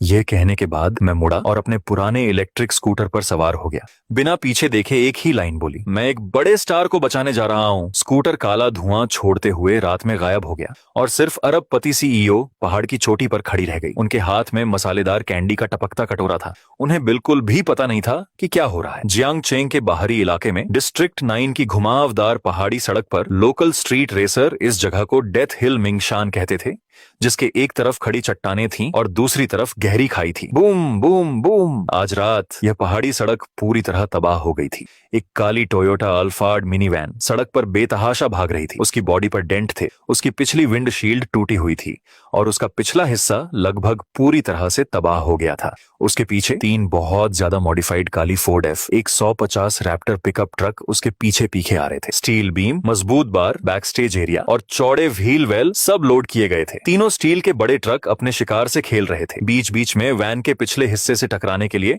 तेजी से गाड़ी बढ़ा रहे थे। धमाका! एक और जोरदार टक्कर हुई और वैन चट्टान के किनारे से फिसल गई। उसके आधे टायर हवा में लटक गए और बजरी नीचे गिर रही थी। पिछली सीट पर बेसबॉल कैप और मास्क पहनी एक छोटी सी लड़की आखिरकार टूट गई और चीख पड़ी। वह कोई और नहीं बल्कि किकी रेन थी, जो इस समय सबसे हॉट लड़कियों के ग्रुप का सेंटर थी। अंकल झांग, उनसे छुटकारा पाओ प्लीज, उनसे छुटकारा पाओ। उसने कार के दरवाजे का हैंडल कसकर पकड़ रखा था। उसका चेहरा पीला पड़ गया था, आंसू बह रहे थे। ड्राइवर की सीट पर अंकल झांग, जो उसके बॉडीगार्ड भी थे, ठंडे पसीने से भीगे हुए थे। उनके हाथ स्टीयरिंग व्हील को इतनी जोर से पकड़े हुए थे कि उनकी आवाज लगभग फट रही थी। मिस, आप उसे भगा नहीं सकती। ये कोई आम स्टॉकर फैन नहीं है, ये एक प्रोफेशनल अंडरग्राउंड कार काफिला है। किसी ने आपको किडनैप करने के लिए बहुत पैसे दिए हैं। जैसे ही उसने बोलना खत्म किया, धमाका आखिरी बार जानलेवा था। लीड रैप्टर खाड़ी में जा घुसा। उसकी भारी एंटी कॉलिजन बीम वैन के साइड डोर से टकरा गई, जिससे वह चट्टान के किनारे से आधे मीटर से भी कम दूरी पर रुक गई। 3 पिकअप ट्रक और एक साइकिल ने वैन के निकलने का कोई भी रास्ता पूरी तरह से ब्लॉक कर दिया। एक के बाद एक दरवाजे खुले और 7 या 8 हट्टे कट्टे आदमी, जिनके चेहरों पर निशान थे, स्टील के पाइप और बेसबॉल बैट लिए हुए, मुस्कुराए हुए बाहर कूदे और उसे घेर लिया। धमाका! धमाका! धमाका! उनमें से एक आदमी, जिसके चेहरे पर निशान था, ने स्टील के पाइप से खिड़की तोड़ दी। कांच के टुकड़े किकी रेन को चुभ गए। अच्छा बड़े स्टार, तुम भागते क्यों नहीं? जख्मी चेहरे वाले आदमी ने रियर व्यू मिरर से झांकते हुए पीछे बैठी महिला को देखते हुए कहा। डर से कांप रही किकी रेन की आंखों में एक शैतानी चमक थी जो उबकाई ला रही थी। मालिक ने केवल यह कहा था कि वह उसे जिंदा चाहता है, ऐसा नहीं कि भाई पहले कुछ मजा नहीं कर सकते। चलो उसे बाहर खींचो और करीब मत आओ, मदद करो, मदद करो। किकी रेन पूरी तरह से नियंत्रण खो बैठी। उसकी आवाज भारी हो गई, लेकिन जगह भयानक रूप से अराजक थी। पहाड़ों के अलावा कोई भी उसे सुन नहीं सकता था। चाचा झांग लड़ने के लिए दौड़ने वाले थे जब उनके सिर पर एक बार हुआ धमाका। वह करा उठे और बेहोश हो गए। जख्मी आदमी का गंदा हाथ किकी रेन की बालों की ओर बढ़ा। उसी क्षण इस दुनिया की किसी भी चीज के विपरीत एक भयानक दहाड़ अचानक दूर पहाड़ी सड़क के अंत से फूट पड़ी। यह जमीन से नीचे उड़ते हुए हवा में चीरता हुआ एक फाइटर जेट जैसा था। सबने अचानक मुड़कर देखा। अंधेरी पहाड़ी सड़क पर 2 स्टार रेड हेडलाइट्स मौत की आंखों जैसी स्कार फेस की पुतलियां सिकुड़ गईं। उसकी आवाज बदल गई। 3 सेकंड बाद स्टील का वह मॉन्स्टर आखिरकार सबकी नजरों में आ गया। ऑन रोरा सिल्वर रंग की थी, नीचे लटकी हुई, लगभग जमीन को छू रही थी। उसकी लाइनें चाकू जैसी तेज थीं। पीछे लगा बड़ा कार्बन फाइबर स्पॉइलर रात में एक खतरनाक और हिंसक माहौल दे रहा था। एस्टन मार्टिन, एक लिमिटेड एडिशन, 30 मिलियन से शुरू, और ये कोई आम वर्जन भी नहीं था। ये एक system exclusive armed and bullet proof version था। ड्राइवर की सीट पर मेरे हाथ हल्के से कार्बन फाइबर से ढके F1 स्टीयरिंग व्हील पर टिके होते थे। मेरी आंखें बर्फ की तरह ठंडी होती थी। मेरी गॉड लेवल ड्राइविंग स्किल्स को हद तक बढ़ा दिया गया था। हवा की स्पीड, टायर का टेम्परेचर, ग्रिप, लाइट स्टीयरिंग, मेरे आसपास की हर डिटेल मेरे दिमाग में डेटा में बदल गई थी। मैं और यह युद्ध का देवता पूरी तरह से एक हो गए थे। ध तेरे की, रुक जा! स्कारफेस दहाड़ा। 2-3 टन के रैप्टर्स ने एक साथ अपने एक्सेलरेटर पर जोर से दबाया, जैसे 2 पागल गैंडे मुझे बाईं और दाएं से टक्कर मार रहे हो। पहले हर कोई सोचता था कि सबसे तेज सुपरकार भी सिर्फ एक सुपरकार ही होती है। इस भारी पिकअप ट्रक से आमने सामने की टक्कर का नतीजा सिर्फ ये होगा कि वह चूर चूर होकर कबाड़ बन जाएगी। किकी रेन ने अपनी आंखें बंद कर लीं। वह नहीं चाहती थी कि कोई बेगुनाह राहगीर उसे बचाने की कोशिश में कुचल जाए। हालांकि मैं बस मुस्कुराया। खतरे से बेखबर धीमा होने के बजाय मैंने एक्सेलरेटर दबा दिया। बूम! कार एक तरफ झुक गई। 2 दाहिने पहिए भी थोड़ी देर के लिए हवा में लटक गए, एक बहुत तेज स्केल पेल की तरह। कार एक चट्टान के किनारे पर फिसलती हुई दोनों रैप्टर के बीच लगभग नामुमकिन गैप को एक जबरदस्त लेकिन शानदार चाल से काटती हुई। धमाका! दोनों रैप्टर बहुत ज्यादा शॉक थे। वे मुझे हिट नहीं कर पाए और आमने सामने टकरा गए। मेटल फटने की आवाज डरावनी थी। दोनों कारें एक साथ नीचे गिरी, हुड फट गए और घना धुआं निकला। अंदर बैठा हट्टा कट्टा आदमी रेत से ढक गया और वहीं बेहोश हो गया। हे भगवान! स्कारफेस की आंखें लगभग बाहर निकल आईं। क्या ये इंसानी तौर पर मुमकिन भी है? उसने जो पैंतरा किया उससे उसे लगा कि वह फर्स्ट एंड फ्यूरियस की फिल्म बना रहा है। इससे पहले कि वह बोलना खत्म कर पाता, मेरी एस्टन मार्टिन ने अपना जबरदस्त पैंतरा पूरा करने के बाद 1 सेकंड भी नहीं झिझकी। एक खूबसूरत 360 डिग्री स्पिन किया। उसका अगला हिस्सा स्कारफेस के रैप्टर पर मजबूती से लॉक हो गया। इंजन से एक गहरी दबी हुई दहाड़, जैसे कोई जानवर ताकत इकट्ठा कर रहा हो, और उसके बाद एक भयानक टक्कर हुई। एस्टन मार्टिन एक कवच भेदी गोली की तरह एक जानवर की खतरनाक ताकत के साथ भारी पिकअप ट्रक से सीधे टकराई। एक पागल आदमी, वह एक पागल आदमी था। स्कारफेस का दिल डर से जोर से धड़कने लगा। वह इससे बचने के लिए एक तरफ हट गया। घाटी में एक बहरा कर देने वाला धमाका गूंजा। सिस्टम से मिली बख्तरबंद बॉडी उस समय लगभग असामान्य मजबूती दिखा रही थी। मेरी कार का अगला हिस्सा लगभग पूरी तरह से सुरक्षित था, जबकि कई टन का रैप्टर हवा में उड़ गया, 2 बार लुढ़का और फिर गहरे पानी में गिर गया। 1 दर्जन सेकंड बाद चट्टान के नीचे से एक धीमी सी आवाज आई। पूरी घुमावदार पहाड़ी सड़क तुरंत शांत हो गई, सिवाय एस्टन मार्टिन की गहरी लगातार चलने वाली आवाज के, जिसका इंजन अभी भी रात में गूंज रहा था। जो हट्टे कट्टे आदमी अभी भी खड़े थे, वे हिलने डुलने में बहुत कमजोर थे। कुछ भीग गए, दूसरे जमीन पर गिर गए, झुककर प्रणाम कर रहे थे। शैतान, कारों का देवता, ये कारों का देवता है, मुझे मत छुओ, मुझे मत छुओ। मैंने दरवाजा खोला। मैंने अभी भी वही अजीब पीली डिलीवरी यूनिफॉर्म पहनी हुई थी। घुटनों के बस बैठे भीख मांग रहे बेवकूफों को नजरअंदाज करते हुए मैं शांति से वैन की तरफ गया। टूटा फूटा दरवाजा खोला और कहा, बाहर निकलो, सब ठीक है। मेरी आवाज शांत और स्थिर थी, जैसे जो मुझसे टकराया था वह कोई भारी ट्रक नहीं बल्कि कोई कूड़ेदान था। किकी रेन पिछली सीट पर खाली बैठी मुझे देख रही थी। मेरे पीछे आग की रोशनी खाई से उठ रही थी और ऐसा लग रहा था कि भविष्य से कोई स्टील का योद्धा निकल आया है। उस पल उसकी नजरों में मैं किसी भगवान से भी ज्यादा चमकदार था। उसका दिल, जो एंटरटेनमेंट इंडस्ट्री में मेल सेलिब्रिटीज की चमक दमक से बहुत पहले ही बचा हुआ था, पूरी तरह टूट गया था। तुम कौन हो? वह हकलाई। उसे यह भी ध्यान नहीं आया कि उसका मास्क उतर गया था, जिससे उसका बेदाग सुंदर चेहरा दिख रहा था। मैंने जवाब नहीं दिया, बस मुड़ा और सुपरकार की तरफ चल दिया। अगर तुम अभी नहीं गए तो कल जब पुलिस आएगी तो तुम फ्रंट पेज पर होगे, किकी रेन ने सोचा और जल्दी जल्दी कार से बाहर निकली। उसने आसानी से एस्टन मार्टिन का पैसेंजर डोर खोला और अंदर चली गई। अंदर का हिस्सा हाई ग्रेड लेदर और कार्बन फाइबर की ठंडी सोफिस्टिकेटेड खुशबू से भरा था। वह मेरी तरफ देखने के लिए मुड़ी। उसकी आंखें बाल बाल बचने के एक्साइटमेंट और एक पक्के फैन की गहरी तारीफ से भरी हुई थीं। हैंडसम, तुम्हारी ड्राइविंग स्किल्स कमाल की हैं। क्या तुम प्रोफेशनल रेस कार ड्राइवर हो? क्या यह कार बुलेट प्रूफ है? मेरा नाम किकी रेन है। तुमने मेरी जान बचाई। क्या हम एक खतरा और बढ़ा सकते हैं? उसने कहा, एक कस्टमाइज्ड फोन निकालते हुए, जिसमें राइनस्टोन से भरा एक छिपा हुआ कंपार्टमेंट था। उसके हाथ एक्साइटमेंट से कांप रहे थे। भाई चलो साथ में एक फोटो लेते हैं। मैं सच में तुम्हें ठीक से थैंक यू कहना चाहती हूँ। क्लिक। शटर क्लिक होने से पहले ही मैंने अपना सिर घुमाया। मेरी आंखें ठंडी और रौबदार थीं। अगले ही पल मैंने हाथ बढ़ाकर उसका फोन छीन लिया। फिर 50 मिलियन फॉलोअर्स वाली इस टॉप फीमेल सेलिब्रिटी के ठीक सामने मैंने उसका कस्टमाइज्ड फोन खिड़की से बाहर फेंक दिया। फोन रात भर खूबसूरती से घूमता रहा, ठीक खाई में जाकर गिरा। किकी रेन पूरी तरह हैरान रह गई। मैंने एक हाथ से स्टीयरिंग व्हील पकड़ा, एक्सेलरेटर दबाया और सुपरकार आगे बढ़ी, मुझे जोर से पीछे धकेलते हुए। मेरी ठंडी पक्की आवाज धीरे धीरे कार में गूंजी। इसे सीक्रेट रखना, समझे? जियांगचेंग में सुबह सोया मिल्क, तली हुई आटे की स्टिक्स और सुबह के रश आवर से शुरू होनी चाहिए थी, लेकिन आज पूरा चीनी इंटरनेट ऐसा लग रहा था जैसे किसी न्यूक्लियर बम ने हमला कर दिया हो, जो तुरंत फट गया। वीबो, डुइन, ज्याओहोंगशु, कुआइशो, लगभग सभी प्लेटफॉर्म सर्वर सुबह 8 बजे 10 मिनट के लिए एक साथ क्रैश हो गए। टॉप 10 ट्रेंडिंग टॉपिक, सभी कीवर्ड और इमेज की एक ही कैटेगरी में लिस्टेड थे। Report, top idol Kiki Ren को देर रात खतरा हुआ, वह बाल बाल बची। रिपोर्ट, एक बेमिसाल हीरो उतरता है, एक रहस्यमयी सुपरकार 3 पहियों वाली रेस में जाती है। रिपोर्ट, केस सॉल्व हो गया, एस्टन मार्टिन वी क्लास और कोएनिग्सेक घोस्ट दोनों आर्टिस्ट लिन चेन हैं। हॉट, 1 अरबपति महिला सीईओ और एक टॉप गर्ल ग्रुप की सेंटर एक ही आदमी के लिए ऑनलाइन मुकाबला कर रही हैं। वजह आसान है, सुबह 3 बजे अभी भी सदमे में चल रही किकी रेन ने पुलिस स्टेशन में बयान देने के बाद अपने असिस्टेंट के फोन पर एक वीबो मैसेज पोस्ट किया। वीडियो एक नैनी वैन का high definition rear view video है। वीडियो में सिल्वर एस्टन मार्टिन रेंजर को पहाड़ी सड़क पर लगभग फिजिक्स को चुनौती देने वाला ड्रिफ्ट करते हुए दिखाया गया है, जो 2 रैप्टर के बीच से एक जोरदार टक्कर के साथ गुजरती है। फिर बहुत तेजी से मेरी नीली एस्टन मार्टिन वॉल्किरी एक तीसरे पिकअप ट्रक को खाई में धकेल देती है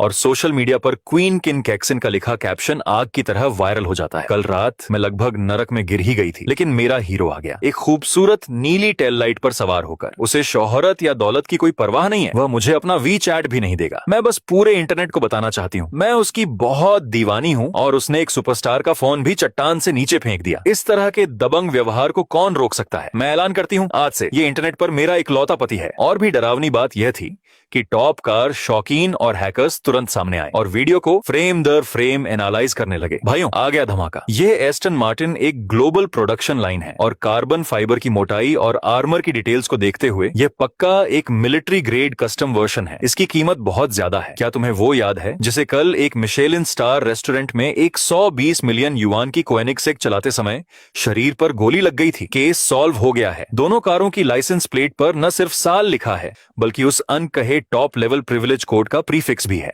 ये एक ही आदमी है। रहस्यमयी कार, भगवान और सूट पहनने वाला गुंडा, पक्का एक ही आदमी है। पूरा इंटरनेट फट गया। एक रहस्यमयी आदमी जो अपने नंगे हाथों से एक खान गुलाम को काबू कर सकता था, अपने शरीर पर गोली खा सकता था, जिसकी ड्राइविंग स्किल्स कमाल की थीं, और जिसने गलती से एक अरबपति महिला सीईओ और एक टॉप महिला स्टार को पहचान लिया था, वह तुरंत अनगिनत लड़कियों के दिलों में सपनों का सबसे बड़ा लवर बन गया। इस बीच जियांगचेंग के सबसे अमीर सीबीडी में सू ग्रुप के 99वें फ्लोर पर सीईओ के ऑफिस में सू मक्स्यू एक बड़े लेदर कोट में बैठी थी। उसके हाथ में ऑनलाइन पब्लिक ओपिनियन पर एक नई छपी रिपोर्ट थी। उसका हमेशा अलग रहने वाला और शानदार चेहरा अब ठंडा लग रहा था और पूरे ऑफिस का टेम्परेचर 10 डिग्री गिर गया था। अचानक उसकी पकड़ मजबूत हुई और उसने लाखों युआन का कस्टम मेड मॉन्टेब्लैंक स्टील पेन 2 टुकड़ों में तोड़ दिया। तेज नेब उसकी हथेली में चुभ गई, जिससे निशान पड़ गया, लेकिन उसे कुछ पता नहीं चला। उसके सामने खड़ा फूबो भी उसके पास जाने की हिम्मत नहीं कर रहा था। उसने इतने सालों तक इस लड़की की सेवा की थी, लेकिन पहली बार उसे अपनी भावनाओं पर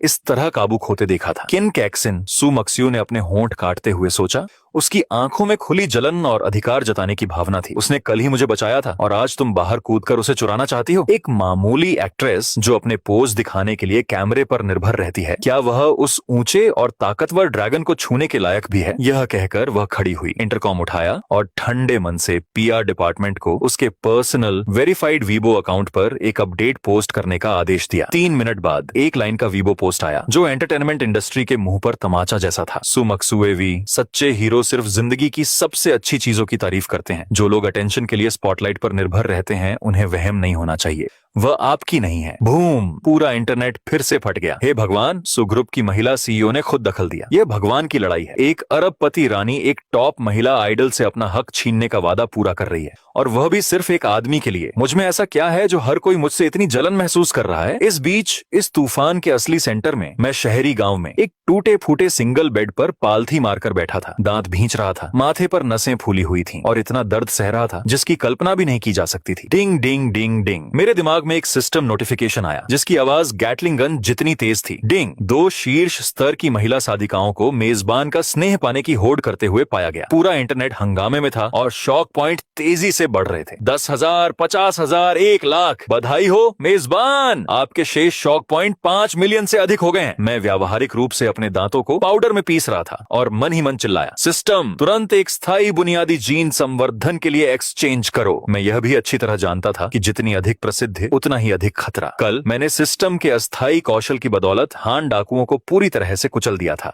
लेकिन एक बार जब वे चीट कोड गायब हो जाते तो मेरी वर्तमान नींव किसी भी वास्तविक तूफान का सामना नहीं कर पाती। मुझे मजबूत बनना था और काफी मजबूत। डिंग। 3 मिलियन शॉक पॉइंट काटे गए। स्थायी क्षमता, बुनियादी जीन संवर्धन शुरू होता है। बूम! यह सेलुलर लेवल पर, यहाँ तक कि डीएनए लेवल पर भी एक जबरदस्त बदलाव था। चटक! मेरे शरीर से हड्डी जैसा गाढ़ा पदार्थ ऐसे फटा जैसे पॉप्ड बीन्स की लड़ी हो। मेरा शरीर जो पहले लंबे समय तक टेकआउट देने से थोड़ा अनहेल्दी था, अब खतरनाक दर से बदल रहा था। पुराने कमजोर मसल फाइबर जबरदस्ती फिर से बन रहे थे और नई मसल मजबूत, एकदम सही आकार में वापस बढ़ रही थी। हर मसल एक कसकर मुड़े हुए स्टील के तार की तरह थी जो विस्फोटक शक्ति से भरी हुई थी। मेरी स्किन से काली बदबूदार गंदगी लगातार रिस रही थी। यह शरीर से जहरीले पदार्थों का जबरदस्ती बाहर निकलना था और नई स्किन जो ब्रॉन्ज रंग की थी, हल्की सी लगभग जेड जैसी चमक बिखेर रही थी। सबसे डरावनी मेरी आंखें थीं। जब मैंने उन्हें फिर से खोला तो मेरी पुतलियों के अंदर एक गहरी सुनहरी रोशनी चमक उठी। मेरी देखने, सुनने और नर्व रिफ्लेक्स की क्षमताएं सभी इंसानी हद से ज्यादा हो गई थीं। मैं कोने में मकड़ी के जाले पर मकड़ी के घूमने की सरसराहट भी सुन सकता था। उफ! मैंने धीरे से एक तेज सांस छोड़ी जो तीर की तरह निकली और टेबल पर रखा प्लास्टिक का पानी का गिलास पलट गया। मैंने अपना सिर नीचे किया, मुट्ठी भींची और अपने अंदर ऐसी ताकत महसूस की जो किसी आर्मर्ड गाड़ी को पलट सकती थी। मेरी आंखें धीरे धीरे चमकने लगी। क्या यह ताकत थी? मुझे यह भी लग रहा था कि अगर अभी कोई गोली मेरी तरफ तेजी से आए तो मैं शायद उसे अपने नंगे हाथों से पकड़ सकता हूँ। मैं उठा, नहाने और गंदगी धोने के लिए तैयार हुआ, लेकिन तभी बेड साइड टेबल पर रखा पुराना फोन अचानक बज उठा। कॉलर आईडी पर मेरी बहन लिन या जियांगचेंग के फर्स्ट पीपल्स हॉस्पिटल से कॉल करती दिख रही थी। मेरी आंखें तुरंत झुक गईं। जब से मेरी बहन आईसीयू में भर्ती थी, मैंने बहुत समय से उससे बात नहीं की थी। मैंने सोचा कि हॉस्पिटल ने उसके लिए लिए एक स्पेशल केयर वार्ड का इंतजाम किया होगा। मैंने फोन उठाया, मेरे होठों पर हल्की सी मुस्कान भी थी। जाओ यार, मैंने पिछले कुछ दिनों में बहुत पैसे कमाए हैं, तुम्हारी बीमारी। लेकिन अगले ही पल लाइन के दूसरी तरफ से मेरी बहन की कमजोर लेकिन खुश आवाज नहीं थी, बल्कि एक रूखी, शैतानी और उल्टी लाने वाली आदमी की पागलपन भरी हंसी थी। हे, तुम इस छोटी लड़की के भाई हो। उस डिलीवरी वाले लड़के का नाम लिंग चेन है ना? मेरे होठों पर खींची वह हंसी तुरंत गायब हो गई। उसके बाद एक डरावनी, जान से मारने की नियत मुझसे बाहर की ओर निकली, जिससे किराए के कमरे का टेम्परेचर तुरंत बर्फ जैसा हो गया और दीवारें भी बर्फ की एक पतली परत से ढकी हुई दिखने लगी। फोन से मैं अपनी बहन की बेचैन चीखें धीरे धीरे सुन सकता था। भाई, और पास मत आना, उनके पास चाकू है, भागो। फिर एक तेज जोरदार थप्पड़ पड़ा, जिससे उसकी आवाज अचानक रुक गई। चुप हो जाओ, टैटू वाले हट्टे कट्टे आदमी ने गाली दी। फिर अपना फोन वापस मुंह के पास लगाया। बच्चे, मैंने सुना है कि तुम कल मिशेलिन रेस्टोरेंट में बहुत घमंडी थे। हमारे बॉस झाओ के नियम तोड़ रहे थे। अब तुरंत यहाँ शहर के दक्षिण में खाली पड़े स्लॉटर हाउस के अंडरग्राउंड कसीनो में जाओ। याद रखना, सिर्फ तुम। अगर तुमने पुलिस को फोन करने की हिम्मत की या 1 मिनट भी देर से आए तो मैं पहले तुम्हारी बहन का हाथ खराब कर दूंगा, फिर अपने भाइयों से उसे सबक सिखाऊंगा, समझे? हाँ। Beep beep beep. Phone cut गया। मैं वहीं खड़ा रहा, बिना हिले डुले। न मैं चिल्लाया न कुछ तोड़ा, लेकिन अगर उस समय कोई मेरे सामने खड़ा होता तो मेरी आंखें देखकर ही वह पक्का डर जाता। मेरी पुतलियां खाई की तरह काली थीं, खतरे से भरी हुई थीं। जाओ तियान बा, मैंने धीरे से कहा। तुम अपनी मौत को खुद बुलावा दे रहे हो। मेरे हाथ में पकड़ा फोन मेरी बढ़ती ताकत की रफ्तार में अपनी आखिरी चीख निकाल रहा था और पूरा फोन मेरी हथेली में प्लास्टिक और मेटल के चूर्ण में चूर हो गया, जो मेरी उंगलियों से नीचे गिर रहा था। जियांग चेंग के दक्षिण में एक खाली पड़े बूचड़खाने में, जो कभी शहर का सबसे बड़ा सुअर काटने का अड्डा था, इतने लंबे समय तक खाली रहने के बाद भी हवा में अभी भी एक सीलन भरी बदबू और सीवर की सड़ांध थी। बूचड़खाने के नीचे जियांग चेंग की सबसे अंधेरी जगह थी, Shura underground boxing casino. Jiangcheng के अंडरग्राउंड सम्राट मैड डॉग झाओ तियानब्बा का अड्डा। कल रात पहाड़ी सड़क पर किन कैक्सिन पर हमला करने वाला अंडरग्राउंड काफिला झाओ तियानब्बा के ही आदमी थे। वे विदेशी कंपनियों के लिए गंदा काम करते थे, लेकिन जब वे नाकाम रहे तो मैंने उन्हें बेरहमी से खत्म कर दिया था। इस नुकसान से बहुत दुखी होकर झाओ तियानब्बा गुस्से से भर गया था। उसके हैकर्स ने शहर के सर्विलांस फुटेज को फॉलो करते हुए ध्यान से जांच की थी और आखिरकार पीली जैकेट पहने एक डिलीवरी मैन को टारगेट किया था। मुझे खुद को दिखाने के लिए मजबूर करने के लिए उसने अपने आदमियों से मेरी बहुत बीमार बहन को हॉस्पिटल से किडनैप करवा लिया था। इस बीच अंडरग्राउंड कसीनो के अंदर बीच में बने बड़े से 8 कोनों वाले लोहे के पिंजरे पर तेज स्पॉटलाइट की रोशनी पड़ रही थी। उसका फर्श गहरे लाल काले रंग का था, जिस पर खून के सड़न के निशान थे और उससे तेज बदबू आ रही थी। पिंजरे के बाहर 300 से ज्यादा बिना शर्ट के गुंडे खड़े थे, जिनके पास चाकू, लोहे के बार और ब्लैक स्टार पिस्तौल थे। सब कुछ मौजूद था। झाओ तियानब्बा बिना शर्ट के, कंधे पर एक डरावना ड्रैगन टैटू लिए एक बड़ी कुर्सी पर बैठा था और उसके हाथों में 2 लोहे के अखरोट घूम रहे थे। उसका चेहरा खतरनाक मांस से भरा हुआ था और उसकी छाती और गर्दन फूली हुई थी। उसके पैरों के पास मेरी बहन लिन या को 2 हट्टे कट्टे आदमियों ने पकड़ रखा। उसके चेहरे पर एक चमकदार लाल हाथ का निशान था और उसके होंठ पर चोट का निशान था। उसका रंग कागज जैसा सफेद था, लेकिन उसकी आंखें बेपरवाह थीं, जो मेरे आने का इंतजार कर रही थीं। मैं उसे बुरी तरह पीटूंगा, पिंजरे में डाल दूंगा। मैं चाहता हूं कि वह अपनी बहन को उसके भाइयों से बुरी तरह पिटते हुए देखे। 300 से ज्यादा लोग जोर जोर से हंसे। एक अजीब सा पागलपन था, लेकिन हंसी अभी शुरू ही हुई थी कि बूम! अंडरग्राउंड कसीनो के अंदर पामसेट मोटे 10 सेंटीमीटर मोटे भारी स्टील के ब्लास्ट डोर से अचानक एक डरावनी दबी हुई आवाज आई। सब लोग तुरंत स्तब्ध रह गए कि यह क्या हो रहा था। अगले ही पल बूम! एक और बार, पहले से भी ज्यादा ताकतवर। इस बार स्टील के दरवाजे के बीच से अंदर की तरफ एक बड़ा सा डेंट पड़ गया था और सबकी पलकें जोर जोर से फड़क रही थीं। इससे पहले कि वे कुछ कर पाते, बूम! पूरा ब्लास्ट डोर, जिसका वजन कई टन था, एक अजीब सी ताकत से फ्रेम से उड़ गया। स्टील का दरवाजा टूटी हुई पतंग की तरह 10 मीटर से ज्यादा दूर तक उड़ता हुआ भीड़ में जा घुसा और कई गुर्गे जो समय पर बच नहीं पाए, बिना चीखे ही जमीन पर कुचल कर ढेर हो गए। वहां मौत जैसा सन्नाटा छा गया। 300 से ज्यादा बदमाशों के चेहरों पर जो मुस्कान थी, वह अब डर और पूरी तरह से अविश्वास में बदल गई थी और उनकी आंखें बाहर निकलने को थीं। क्या यह इंसान भी है? एक आर्मर्ड गाड़ी भी इस दरवाजे को ऐसे नहीं तोड़ सकती। हवा में धूल और टूटे हुए मेटल के कण भरे हुए थे। मैं धीरे धीरे अंदर आया। मैंने सबसे आम स्ट्रीट स्टॉल वाली टी शर्ट और जीन्स पहनी हुई थी। मेरे हाथ खाली थे, कोई हथियार नहीं था। फिर भी मेरे हर कदम के साथ पैरों के नीचे जमीन कांपती हुई लग रही थी। एक साफ जबरदस्त हत्या का इरादा सुनामी की तरह अंडरग्राउंड कसीनो में फैल गया और हवा तुरंत हड्डियों को कंपा देने वाली ठंडी हो गई। भले ही उन अपराधियों के हाथ में चाकू थे, फिर भी उनकी रीढ़ की हड्डी में ठंडक दौड़ गई और उनके हाथ कांपने लगे। डिंग, सिस्टम ने पता लगाया कि होस्ट की कमजोरी छुई गई है। बेयर्स्क मोड एक्टिवेट हो गया, जिससे भगवान के लेवल का छिपा हुआ क्वेस्ट रेजिंग प्रेजुडिस शुरू हो गया, जिसका मकसद इन चींटियों को पूरी तरह कुचलना और उन्हें सच में नरक का अनुभव कराना था। मैंने सिस्टम को पूरी तरह से नजरअंदाज कर दिया। मेरी नजर एक ही जगह पर टिकी थी, लिन या, और उसके चेहरे पर वो चमकदार लाल हाथ का निशान। उसी पल मेरी आंखों का अंधेरा अचानक खून जैसी लाली में बदल गया, जैसे गहरा समुद्र मंथन कर रहा हो। भाई भागो, उनके पास बंदूकें हैं। वह डर गई थी, लेकिन मुझे बिना हथियार के देखकर सामने खड़ा एक घोड़ा अपना आपा खो बैठा।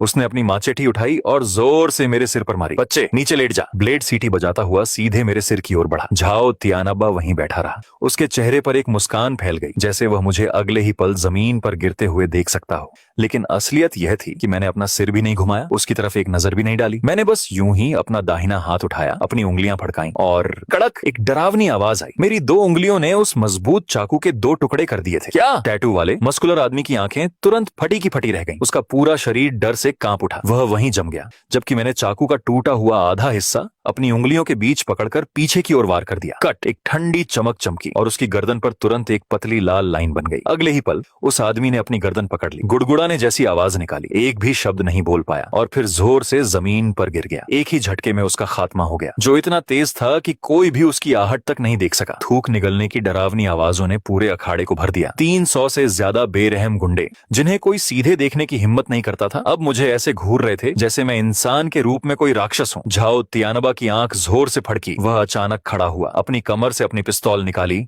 और मुझ पर गरजा। क्या तुम सब हैरान हो? वह बिल्कुल अकेला है, उसे मार डालो, उसे नीचे गिरा दो। जो कोई भी उसे नीचे गिराएगा मैं उसे 10 मिलियन इनाम दूंगा। जैसे ही पैसे का लालच दिया गया, कई लोगों की आंखें खून की तरह लाल हो गईं। मार डालो। 300 से ज्यादा आदमी चाकू और डंडे लिए मेरी ओर एक काली लहर की तरह झपट्टे। इस जाल में फंसा कोई भी आम इंसान 1 सेकंड भी नहीं टिकता, लेकिन मैं पीछे नहीं हटे या भागा नहीं। इसके बजाय मैं अचानक मुड़ा और आधे टूटे लटके हुए भारी स्टील के दरवाजे को जोर से पीछे खींचा। फिर मैंने एक मोटी लोहे की चेन पकड़ी और शांति से पूरे एग्जिट को अंदर से लॉक कर दिया। ये सब करने के बाद ही मैं पागल कुत्तों के उस झुंड की तरफ मुड़ा जो मेरी तरफ दौड़ रहा था। मैंने धीरे से अपनी गर्दन मरोड़ी, मेरे जोड़ चटकने लगे और फिर एक खतरनाक डरावनी मुस्कान धीरे धीरे मेरे होठों पर आ गई। मेरी आवाज हालांकि तेज नहीं थी, लेकिन सबके कानों तक साफ पहुंच रही थी, इतनी ठंडी जैसे बर्फ की छुरी हड्डी तक चुभ रही हो। तुम सब अब यहाँ से बच नहीं सकते, मार डालो। 300 से ज्यादा हताश अपराधी पूरी तरह पागल हो गए थे। चाकू, डंडे, बंदूकें सब एक साथ मिलकर एक काली धार की तरह मेरी तरफ दौड़े। वे मुझसे डरते थे, लेकिन उन्हें झाओ तियानाबा से और भी ज्यादा डर लगता था और उनकी नजर में एक के मुकाबले 300 की तादाद भारी थी। ऐसे लोगों के समंदर का सामना करते हुए जो मुझे कुचलकर मारना चाहते थे, मेरी नजर डरावनी हद तक शांत थी। सिस्टम, मैंने अपने मन में कहा, spirit stone, God level skill, death harvest, on permanent skill, world class piano master के बदले शॉक पॉइंट्स काटो। टिंग, 10 लाख शॉक पॉइंट्स घटाकर spirit stone skill death harvest load हो गई, जो 10 मिनट तक चलने वाली थी। इसके तहत मेरी सप्रेशन स्किल्स इंसानी समझ की लिमिट तक पहुंचने वाली थी और हर स्ट्राइक प्रेशर एवॉइडेंस इफेक्ट को ट्रिगर करने वाली थी। साथ ही permanent skill world class piano master भी मेरे वजूद में फ्यूज हो गई, जिससे मेरे हाथों में पूरी सेंसिटिविटी और बहुत तेज स्पीड आ गई, जिसे मानो भगवान ने छुआ हो। 2 बहुत बड़ी ताकतें तुरंत मेरे शरीर में भर गईं, लेकिन मैं हमला करने के लिए जल्दी नहीं कतराया। इसके बजाय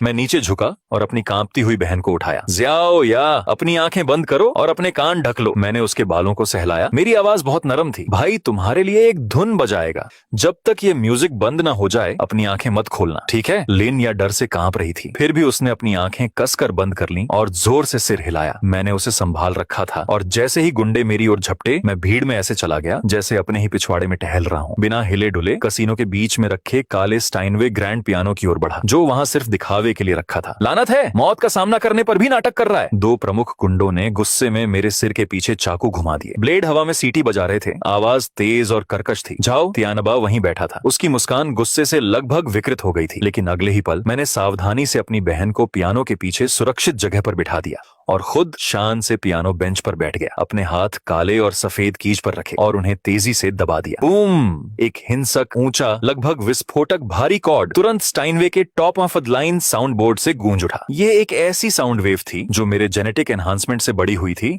और उस आवाज में एक डरावनी ताकत भर गई थी। वो साउंड वेव पत्थरों की तरह निकली, जिससे वहां मौजूद हर किसी के कान का पर्दा तुरंत फट गया और उनका दिमाग 0.1 सेकंड के लिए सुन्न हो गया।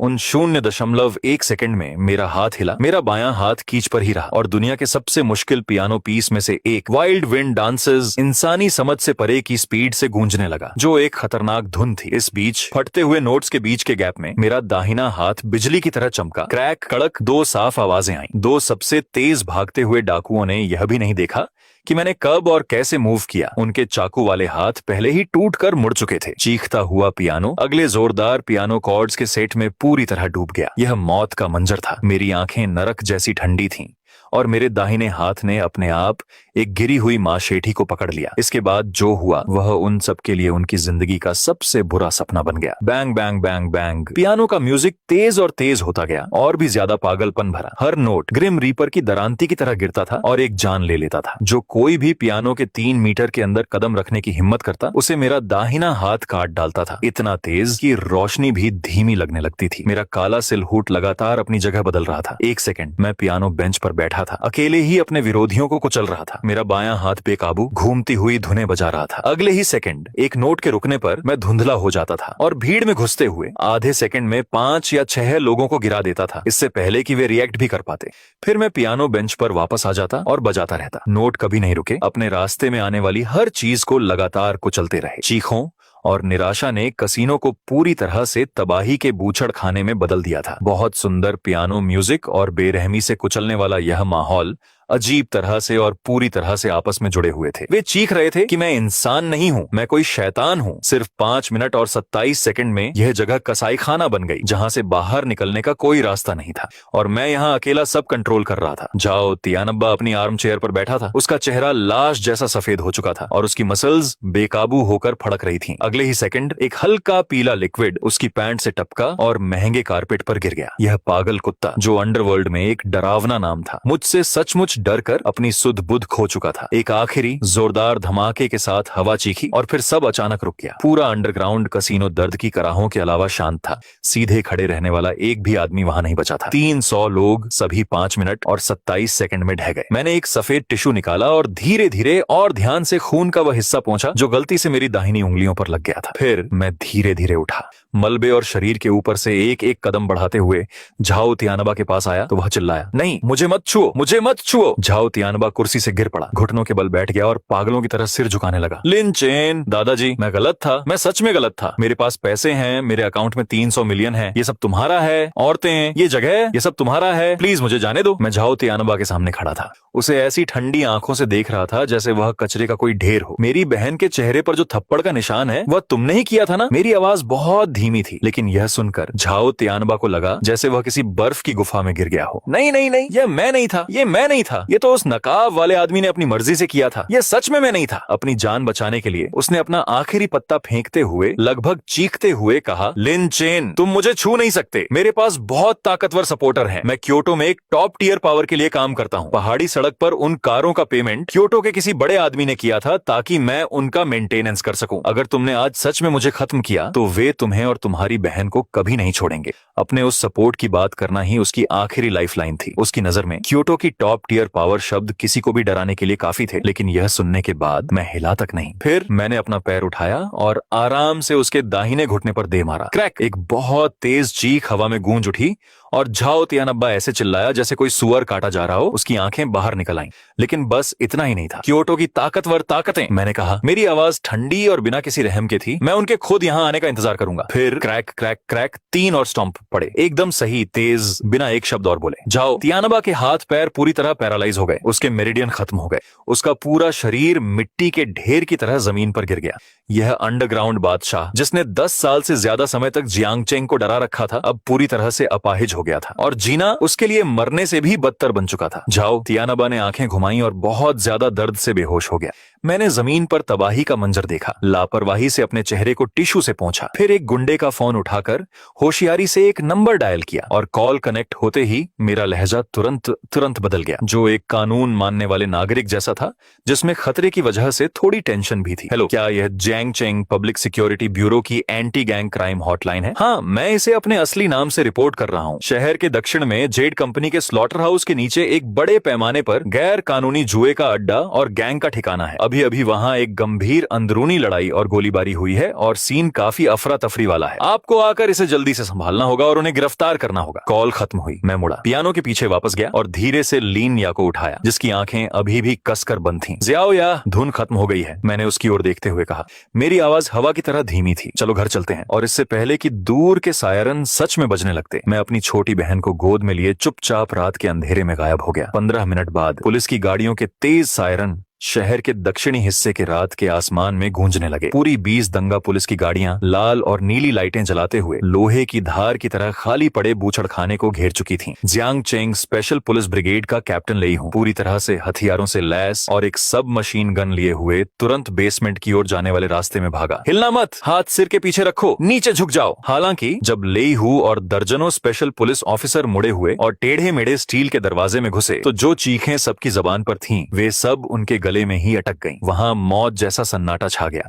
बस ऑफिसर्स की सांसों की आवाज आ रही थी। यह कोई गैंगस्टर फ्रॉड नहीं था, बल्कि एक तरफा बेरहम हमला था। 300 से ज्यादा लोग हथियारों से लैस होने के बावजूद बिना किसी अपवाद के एक इंसानी पिरामिड की तरह जमीन पर बेबस पड़े थे। इलाके के बीच में पियानो के बगल में झाओ तियानाबा, जो अंडरग्राउंड सम्राट था, एक मरे हुए कुत्ते की तरह जमीन पर पड़ा था, जिसके हाथ पैर बहुत टेढ़े मेढ़े होकर पीछे की ओर मुड़े हुए थे। कैप्टन ने मुश्किल से थूक निकला। उसकी आवाज कांप रही थी, क्योंकि मौके पर हुई जांच के नतीजे बता रहे थे कि वहां बारूद का कोई निशान नहीं था, कोई शेल केसिंग नहीं थी। इन 300 से ज्यादा लोगों को बहुत कम समय में सिर्फ फिजिकल फोर्स से तुरंत हरा दिया गया था। और वह 4 टन का ब्लास्ट डोर, उसने इशारा किया। उसकी आवाज भारी थी। वह बाहर से एक ही मुक्के से चकनाचूर किया गया था। लेहू उस डरावने मंजर को घूर रहा था और उसकी पुतलियां तेजी से सिकुड़ रही थीं। कल मिशेलिन स्टार रेस्टोरेंट में जिसने अकेले ही एक इंटरनेशनल लेवल के क्रिमिनल को बेबस कर दिया था, उसकी तस्वीर तुरंत उसके दिमाग में कौंधी। यह वही था। लेईहू को अपने सिर में झुनझुनी महसूस हुई कि उस बेमिसाल मास्टर ने फिर वार किया था और अकेले ही उसने रातों रात जियांग चेंग की सबसे बड़ी अंडरवर्ल्ड फोर्स का सफाया कर दिया था। इस बीच जियांग चेंग के सबसे शानदार पहाड़ी विला डिस्ट्रिक्ट में सु फैमिली मैनर में सु मक्स्यू सिल्क का नाइट गाउन पहने एक बड़ी फ्लोर टू सीलिंग खिड़की के सामने खड़ी थी। चांदनी उसके परफेक्ट कर्व्स पर पड़ रही थी, लेकिन उसकी आंखों में हैरानी और जोश साफ दिख रहा था। मिस, पुलिस की अंदर की जानकारी अभी अभी आई है। अंकल फू पास आए। उनकी आवाज बहुत गंभीर थी। झाओ तियानाबा और उसके 300 लोग आज रात ढेर हो गए। घटनास्थल पर केवल एक व्यक्ति की हरकतों के निशान हैं और ऐसा कहा जाता है कि वहां पियानो बजाने के निशान मिले हैं। यह वही होना चाहिए। सुमक्स्यू ने अपना वाइन ग्लास थामे हुए कहा, मुझे पता था, उनके जैसा देवता बादलों पर खड़ा होकर झाओ तियानाबा जैसे जोकर की ये हरकतें कैसे बर्दाश्त कर सकता है। मिस, एक और बात है। अंकल फू ने उसे एक एनक्रिप्टेड टैबलेट दी। आपने जो मुझे उस सज्जन की असली पहचान की जांच करने के लिए सु ग्रुप की शीर्ष हैकर टीम को लगाने कहा था, हमने सुरागों का पालन करते हुए नागरिक मामलों के ब्यूरो और टैलेंट मार्केट के डेटाबेस को खंगाला है। नाम लिनचेन, उम्र 22, बैकग्राउंड जियांग चेंग अनाथालय से, माता पिता का पता नहीं, अभी का काम Meituan delivery rider, part time training instructor. परिवार की हालत, एक छोटी बहन है लिन्या, जिसे गंभीर ल्यूकेमिया है और सर्जरी के लिए तुरंत बड़ी रकम चाहिए। पता, शहरी गांव पिंगान लेन नंबर 404 पर किराए का कमरा। ये रिज्यूमे जितना आम हो सकता है उससे भी ज्यादा आम है। अंकल फू ने आह भरी। मिस, लगता है हम सबने उसे गलत समझा है। हालांकि इस आदमी के पास जबरदस्त मार्शल आर्ट स्किल्स हैं, लेकिन उसका बैकग्राउंड बहुत दुखद है और वह शायद बस एक गरीब लड़का है। सुमक्स्यू ने अचानक मजाक उड़ाया और फाइल को ध्यान से देखते हुए टैबलेट टेबल पर फेंक दिया। अंकल फू, अपना दिमाग लगाओ। एक बेचारा लड़का जो लोन शार्क की वजह से परेशान है, क्या वह एक ऊंचे पद वाले आदमी जैसा डरावना ऑरा रख सकता है जो शांति से गोलियों से बच सके और इंटरनेशनल डाकुओं को चींटियों जैसा समझ सके? उस 120 मिलियन युआन वाली कोएनिग्सेक घोस्ट और उस हथियारों से लैस एस्टन मार्टिन की बात तो छोड़ ही दीजिए, जिसकी top tier privilege licence plate online सामने आई है। उसने एक गहरी सांस ली। उसकी आंखों में एक तेज रोशनी चमक रही थी। यह फाइल बहुत ही परफेक्ट है और इसी परफेक्शन ने इसे इतना नकली बना दिया है। यह साफ तौर पर एक टॉप सीक्रेट जाली फाइल है। अंकल फू हैरान रह गए कि मिस्टर लिन की असली पहचान इतनी डरावनी है कि सू परिवार भी सोच नहीं सकता। सू मक्स्यू ने अपने लाल होंठ काटे। यह कोई आम टाइकून का बेटा नहीं है। सिर्फ देश की सबसे ऊंची सीक्रेट एजेंसी या हजारों साल पुराना कोई बहुत बड़ा कबीला ही ऐसा कर सकता है। वह दुनिया में अपनी स्किल्स को निखारा रहा है, यहां तक कि वह एक गरीब आदमी होने का नाटक भी करता है ताकि खुद को तपा सके। यह सच्चा बेमिसाल ड्रैगन है। उसने तुरंत सू परिवार के सभी मीडिया रिसोर्स और पब्लिक रिलेशन टीम को उन सभी सर्विलांस फुटेज को मिटाने के लिए लगा दिया जिनसे आज रात मेरे ठिकाने का पता चल सकता था। चूंकि मैं अपनी पहचान छिपाने का खेल खेलना चाहता था तो सू मक्स्यू अंत तक मेरा साथ देने वाली थी। इस बीच जियांगचेंग से हजारों किलोमीटर दूर चीन के शक्ति केंद्र क्योटो के केंद्र में लॉन्ग परिवार की छिपी हुई हवेली के शानदार रोजवुड स्टडी रूम में एक सुंदर नौजवान लॉन्गेओ हाथ से कढ़ाई वाला बागे पहने हुए एक रोजवुड कुर्सी पर पीछे की ओर झुका हुआ था। उसके सामने 2 पन्ने खुले थे। एक पन्ने पर लिखा था कि एक रहस्यमयी रेसिंग गॉड के लिए सू परिवार की बर्फीली महिला सीईओ ने खुद एक्शन लिया है, और दूसरा पेज कल रात मिशेलिन स्टार वाले रेस्टोरेंट की फोटो का था जहां मैं एक खास सूट पहने सू मक्स्यू को अपनी बाहों में कसकर पकड़े हुए था। धमाका! लॉन्गेओ की आंखों में एक भयानक चमक चमकी और उसके हाथ में हजारों डॉलर का फ्रेंच क्रिस्टल का प्याला अनगिनत टुकड़ों में टूट गया। स्मोकी रेड वाइन कांच के टुकड़ों के साथ मिलकर टपकने लगी। जियांगचेंग का कोई कमीना उस औरत को छूने की हिम्मत कैसे कर सकता है जिस पर मेरी नजर है? जाओ डार्क वेब को इन्फॉर्म करो और लिन चेन नाम के इस आदमी की जान के बदले $100 मिलियन US का इनाम रखो। मुझे अगले महीने जब मैं सू परिवार को प्रपोज करूंगा तो मुझे उसकी प्रॉपर्टी अपनी सगाई के तोहफे के तौर पर चाहिए। जियांगचेंग में अगली सुबह जो पहले साफ और धूप वाली थी, वहां आसमान पर काले बादलों का एक अजीब सा जमावड़ा हो गया। सुबह 9:30 AM बजे मार्केट ठीक समय पर खुलने वाला था कि तभी सू ग्रुप हेडक्वार्टर के टॉप फ्लोर ट्रेडिंग रूम में एक जबरदस्त हड़कंप मच गया। चीफ ट्रेडर अपने सामने लगी स्क्रीन को देखकर चीखा, लिमिट नीचे, सभी स्टॉक्स लिमिट नीचे। ओपनिंग बेल बजने के सिर्फ 3 सेकंड बाद सेल ऑर्डर 100 बिलियन से ज्यादा हो गए थे। उनके डिफेंस तुरंत टूट गए, कैपिटल पूल पूरी तरह से खाली हो गया और सू ग्रुप खत्म होने की कगार पर आ गया। 3 सेकंड में मार्केट वैल्यू का 30 बिलियन का बड़ा हिस्सा गायब हो गया। यह सिर्फ एक बिजनेस वॉर नहीं था, बल्कि एक बड़े डायमेंशन द्वारा एक छोटे डायमेंशन को पूरी तरह से कुचलने का क्रूर हमला था। उसी समय प्रेसिडेंट के ऑफिस में फोन लगातार बज रहा था, जैसे मौत की घंटी बज रही हो। मेरी असिस्टेंट बुरी खबर लेकर अंदर दौड़ी। जियांगचेंग के 4 बड़े बैंकों के प्रेसिडेंट ने एक साथ फोन किया। एक तरह लोन कॉन्ट्रैक्ट खत्म कर दिए और मांग की कि हम 2 घंटे के अंदर ब्रिज फाइनेंसिंग के 15 बिलियन युआन चुका दें। फिर खबर आई कि शहर के पश्चिम में उस 10 बिलियन युआन के लैंडमार्क प्रोजेक्ट के 30 बिल्डिंग मटेरियल सप्लायर कॉन्ट्रैक्ट तोड़ने पर 3 गुना पेनल्टी देने को तैयार हैं और साथ ही सप्लाई रोकने की घोषणा कर रहे हैं, जिससे कंस्ट्रक्शन पूरी तरह से बंद हो जाएगा। इसके तुरंत बाद पता चला कि 7 डिपार्टमेंट, टैक्सेशन, इंडस्ट्री और कॉमर्स, फायर की एक जॉइंट इन्वेस्टिगेशन टीम नीचे आ गई है और हमारे अंदरूनी अकाउंट्स को सीज करने की मांग कर रही है। एक के बाद एक बुरी खबरें इस ऑफिस में आ रही थी, जो जियांगचेंग में सबसे ऊंची ताकत का सिंबल है। सू मिंग बड़ी सी फर्श से छत तक ऊंची खिड़की के सामने खड़ी थी। ये कभी ताकतवर अरबों युआन की आइस क्वीन प्रेसिडेंट,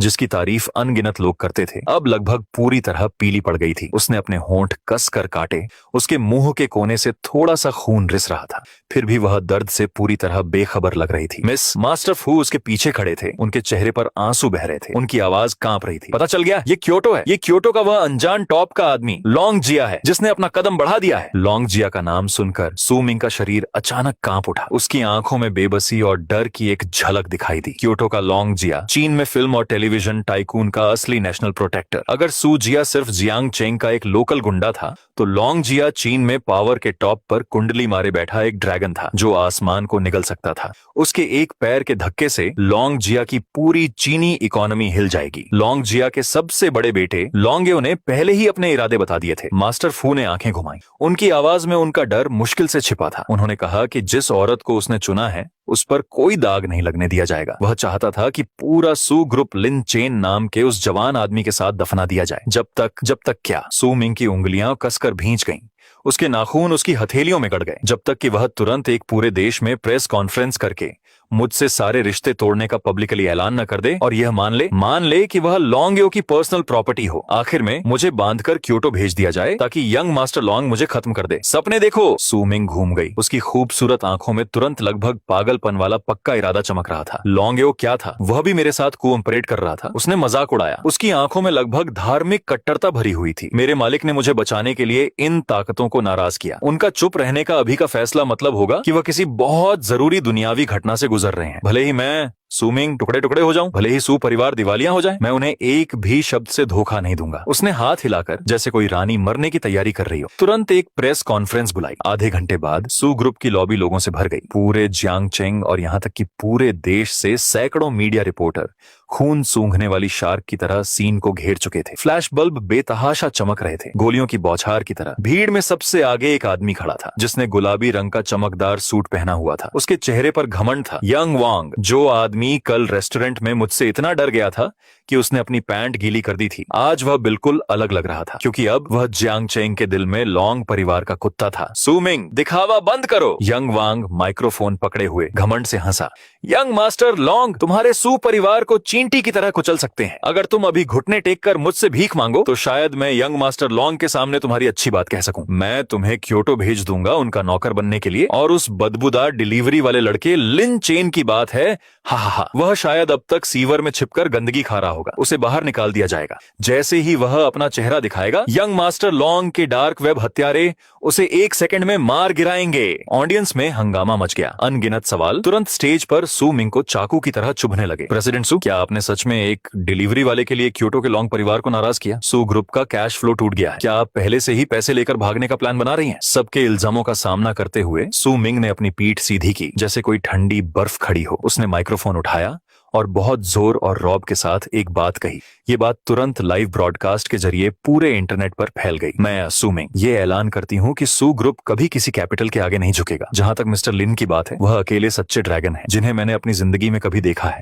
आप लोग बस ये नहीं समझते कि वह कितने महान है। अगर आप लड़ना चाहते हैं तो लड़ें। मैं सू मिंग आखिर तक लड़ूंगी। उसी समय जियांग चेंग के सबसे भीड़ भाड़ वाले सी बीपी चौराहे पर एक थोड़ी टूटी फूटी पीली मेituan इलेक्ट्रिक स्कूटी लेकर मैं रेड लाइट पर चुपचाप खड़ा था, अपनी सिग्नेचर पीली वेस्ट पहने हुए। मेरा एक पैर जमीन पर टिका था। पीछे की सीट पर एक ताजा उठाया हुआ डिलीवरी बॉक्स रखा था। मैंने थोड़ा ऊपर देखा। चौराहे पर सैकड़ों मीटर ऊंची बड़ी एलईडी स्क्रीन पर सू ग्रुप की प्रेस कॉन्फ्रेंस का लाइव ब्रॉडकास्ट हो रहा था। सू मिंग का पीला लेकिन पक्का इरादा वाला चेहरा और ये शब्द, वह अकेला सच्चा ड्रैगन है जिसे मैंने इस जिंदगी में कभी देखा है, साफ मेरे कानों तक पहुंचे। उसी समय मैंने यंग वॉन्ग की घमंडी पागलों जैसी बातें सुनी कि वह बदबूदार डिलीवरी वाला बहुत पहले सीवर में छिप गया था। चौराहे के आसपास लग्जरी कारों में और फुटपाथ पर अनगिनत पैदल चलने वाले लोग स्क्रीन की तरफ इशारा करके खुशी से हंस रहे थे। यह अरबपति बिजनेस वुमन सच में पागल है। वह एक डिलीवरी वाले के लिए क्योटो से टक्कर लेने के लिए खड़ी हो गई, और वह लड़का, वो तो पक्का कायर है। इतनी बड़ी घटना के बाद उसने आवाज निकालने की हिम्मत नहीं की। ये बातें सुनकर मैं चुप रहा, लेकिन मेरी गहरी तारे जैसी आंखें धीरे धीरे सिकुड़ गईं। अचानक सब कुछ जैसे थम सा गया। मेरे टूटे फूटे इलेक्ट्रिक स्कूटर से मौत का एक डरावना असली साया निकला जो चारों तरफ फैल गया। आसपास का टेम्परेचर तुरंत बर्फीले लेवल तक गिर गया। मेरे सबसे पास जो रोल्स रॉयस कार थी, उसके मालिक को ऐसा लगा जैसे किसी अनदेखे बर्फीले हाथ ने उसके दिल को जकड़ लिया हो। उसकी सांस फूलने लगी थी। उसने घबराहट में एक्सीलेटर दबा दिया और कार बिजली के खंभे से टकराते टकराते बची। मैंने अपनी आंखें थोड़ी घुमाई। मेरे होठों पर एक डरावनी मुस्कान खेल रही थी। जिस औरत को मैं बचा रहा हूँ वह इतनी इमोशनल हो गई है, ऐसा लगता है कि कुछ लोग सच में जीने से थक गए हैं। ठीक उसी पल मेरे दिमाग में लंबे समय से गायब बहुत शानदार और ठंडी सिस्टम नोटिफिकेशन की आवाज एक पुरानी घंटी की तरह गूंजी। डिंग। पता चला कि एक टॉप टियर ऑनरा वाली औरत बर्बाद होने वाली है। होस्ट की इज्जत के लिए एक बड़ी चुनौती का पता चला। डिंग। एक जबरदस्त चेन ऑर्डर शुरू हुआ। $1 ट्रिलियन ग्रुप का चेयरमैन अपॉइंट किया गया। सू ग्रुप 99वीं मंजिल, number 1, supreme board meeting room. यहाँ की हवा इतनी दमघोंटू थी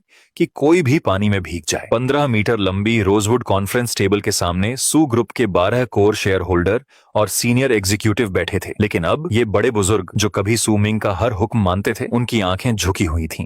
उनकी निगाहें बेपरवाही और लालच से भरी हुई थीं। और सू मिंग के सामने कोई ऐसा बैठा था जिसे वहां नहीं होना चाहिए था। यंग वांग। उसके पीछे लॉन्ग परिवार के 2 ताकतवर मार्शल आर्ट मास्टर खड़े थे। उनकी कनपटी फूली हुई थी और उनका खून नस नस में उछल रहा था।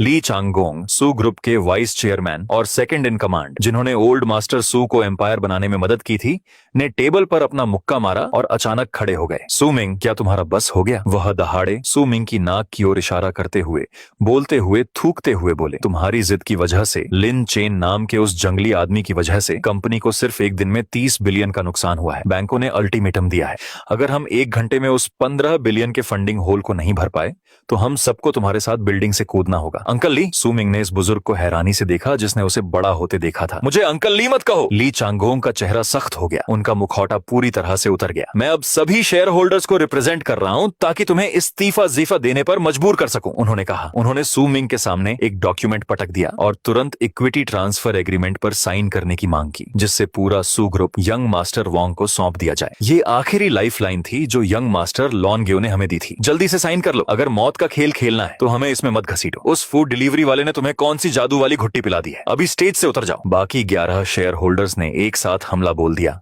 और तरह तरह के बुरे शब्दों की बौछार कर दी। असली कैपिटल और जिंदगी और मौत के सामने इंसानियत की बदसूरती सबके सामने आ गई थी। यंग वोंग अपनी कुर्सी पर पैर ऊपर करके मुंह में सिगार लिए धुएं का एक कश छोड़ते हुए कमीनी आवाज निकाल रहा था। सुना प्रेसिडेंट सू, यही वो कंपनी है जिसे आप बहुत चाहती थी। उसने सू मिंग को देखा। उसकी आवाज बुरी और घमंडी थी। साइन कर लो, आज रात तुम लॉन्ग शाओ की रखैल बन जाओगी। और उस लिन चेन की बात है, वह शायद अभी किसी कूड़ेदान के पास घुटनों के बल बैठकर खाना मांग रहा होगा। हा। सू मिंग ने अपने सामने रखे ट्रांसफर एग्रीमेंट को देखा। उसके हाथ बर्फ जैसे ठंडे थे, उसके नाखून उसकी हथेलियों में गहरे कट गए थे। वह हार गई थी। इतनी बड़ी हार के सामने बिजनेस के सारे तरीके बेकार और मजाकिया लग रहे थे। मिस्टर लिन, सू मिंग बेकार है। मैं आपके एसेट्स की भी रक्षा नहीं कर सकी। अगर आप सच में कोई छिपे हुए शहंशाह हैं तो प्लीज खुद को मत दिखाना। लॉन्ग परिवार की नींव बहुत डरावनी है। उसने निराशा में अपनी आंखें बंद कर ली। उसके परफेक्ट चेहरे पर घबराहट में एक आंसू बह निकला। उसका हाथ कांप रहा था जब उसने टेबल पर रखा असली सोने का पेन उठाया, जिसकी निब धीरे धीरे एग्रीमेंट की ओर बढ़ रही थी। यंग वोंग की आंखें खुशी से चमक उठी। ली चांगगोंग और गद्दारों ने भी राहत की सांस ली, जैसे सब कुछ सुलझ गया हो। लेकिन जैसे ही सू मिंग का पेन कागज को छूने वाला था, एक भयानक धमाका हुआ, जैसे कोई मिसाइल फटी हो जिसने 1000 पाउंड वजन वाले और पूरी तरह से पत्थर और लकड़ी से बने बड़े ब्लास्ट प्रूफ कॉन्फ्रेंस रूम के दरवाजे को जोर से तोड़ दिया। पूरी 30 सेंटीमीटर मोटी लॉर्ड बेयरिंग दीवार तुरंत टूट गई। लकड़ी और ईंट के टुकड़े कॉन्फ्रेंस रूम में गोलियों की तरह उड़कर आ गए। यंग वोंग के पीछे खड़े लॉन्ग परिवार के 2 मार्शल आर्ट मास्टर्स को रिएक्ट करने का भी समय नहीं मिला। वे सीधे भयानक शॉक वेव से पीछे की ओर गिरे और दबी हुई कराह के साथ दीवार से टकरा गए। सभी शेयर होल्डर्स तुरंत मुश्किल में पड़ गए। वे बचने के लिए इधर उधर भागने लगे, जोर जोर से चिल्लाने लगे। उठते धुएं के बीच पूरे कॉन्फ्रेंस रूम का टेम्परेचर बहुत गिर गया। ऐसा लग रहा था जैसे फिजिक्स के नियमों को भी चुनौती दे रहा हो। मेरे शाही माहौल की वजह से वहां सांस लेना भी मुश्किल हो गया था, जैसे सबके दिलों पर भारी बोझ का पहाड़ दब गया हो। यंग वोंग समेत सभी, जो अब भी बहुत घमंडी बने फिर रहे थे, अब अपने घुटनों को कमजोर महसूस कर रहे थे, मानो वे वहीं घुटने टेक देना चाहते हो। धुएं और धूल की गहराई से धीरे धीरे मेरे स्थिर कदमों की आवाज गूंज रही थी, जैसे मौत का काउंटडाउन हो रहा हो। टूटे हुए दरवाजे के बाहर से मैं एक लंबा गठीला बदन लिए धीरे धीरे अंदर आया। कॉरिडोर के आखिर से आ रही तेज रोशनी में नहाया हुआ। मैंने एक custom made high and suit पहना था, बहुत गहरा गहरा काला रंग, जो आसपास की सारी रोशनी को निगलता हुआ लग रहा था। उसकी सिलाई बहुत ही परफेक्ट थी, जो मेरे जेनेटिकली बेहतर किए गए फिगर को एकदम सही दिखा रही थी। कफ पर 2 टॉप ग्रेड वेस्टर्न स्टाइल नीले हीरे जड़े थे, जो सितारों की तरह चमक रहे थे। मैंने कुछ नहीं किया था, बस शांति से खड़ा था। फिर भी सभी जीवों को नीचे देखने का मेरा वो ऑरा, दुनिया को चुनौती देने का, हर चीज को सिर्फ तिनका समझने का अंदाज, वहां मौजूद सभी बिजनेस टाइकून को तुरंत धूल जैसा मामूली महसूस कराने लगा। पूरा कमरा शांत हो गया, सिवाय एक कांपती हुई आवाज के। मिस्टर लिन, सू मिंग मुझे फटी आंखों से देख रही थी। उसके हाथ से असली सोने का पेन धड़ाम से जमीन पर गिर गया। उसकी आंखें अचानक चौड़ी हो गईं, खुशी और हैरानी से भर गई। मैं आ गया था, उसका भगवान सच में आ गया था, रोशनी में नहाया हुआ। तुम कौन हो? यंग वांग डर के मारे कांपने लगा। उसका सिगार उसकी जांघों के बीच गिर गया, जिससे उसकी पैंट में छेद हो गया और उसे पता भी नहीं चला। उसने मुझे वीडियो में साफ देखा था, लेकिन मेरा औंदरा अब इतना डरावना था कि वह इस राजा जैसे आदमी को पीली जैकेट वाले डिलीवरी मैन से जोड़ ही नहीं पा रहा था। मैंने यंग वोंग की तरफ देखा भी नहीं। मैं कॉन्फ्रेंस टेबल के सामने चला गया। मेरी ठंडी नजरें कमरे में घूम रही थीं। किसने कहा था कि उसे पद छोड़ना होगा? मेरी आवाज तेज नहीं थी, लेकिन हर शब्द ऐसा लग रहा था जैसे चाकू बनकर सबके कानों में चुभ रहा हो। ली चांगोंग दांत पीसते हुए अकड़कर खड़ा हो गया। यह मैं था। अगर वह कंपनी का 15 बिलियन युआन का फाइनेंशियल नुकसान नहीं भर सकती तो उसे जाना होगा। और तुम कौन हो? थप्पड़ इससे पहले कि वह अपनी आखिरी बात पूरी कर पाता, मैंने अपना हाथ भी नहीं उठाया, बस उसे बहुत बेपरवाह नजर से देखा। मेरी तरफ से एक डरावनी काली आभा फैली। ली चांगोंग का मोटा शरीर, जैसे किसी तेज रफ्तार भारी ट्रक ने उसे सीधे टक्कर मारी हो। वह 5 या 6 मीटर दूर उड़ गया और bulletproof floor to ceiling खिड़की से टकराकर गिर गया। उसका आधा शरीर 99वीं मंजिल के बाहर लटका हुआ था। उसकी चीखें किसी भूत की तरह तुरंत पूरे कॉन्फ्रेंस रूम में गूंज गईं। बाकी शेयर होल्डर्स के दिल लगभग रुक गए। वे सब पीछे हट गए। उनकी आंखें डर से भर गईं। ये एक ग्रैंड मास्टर की मशहूर टेक्निक थी, जो बिना छुए दूर से ही नुकसान पहुंचा सकती थी। एक फाइनेंशियल गड। मैंने मजाक उड़ाया, जैसे किसी मामूली डील पर बात कर रहा हूं। फिर मैंने अपनी अंदर की जेब से गहरे सुनहरे बॉर्डर वाला एक टॉप सीक्रेट डॉक्यूमेंट निकाला। थर्ड, मैंने डॉक्यूमेंट को रोजवुड टेबल पर कचरे की तरह फेंक दिया। ये रहा $10 बिलियन का बिना शर्त इन्वेस्टमेंट कॉन्ट्रैक्ट, कैश 10 मिनट में आ रहा है। मेरी आवाज कॉन्फ्रेंस रूम में घंटी की तरह गूंजी। अब कौन चाहता है कि वह पद छोड़ दे? $10 बिलियन।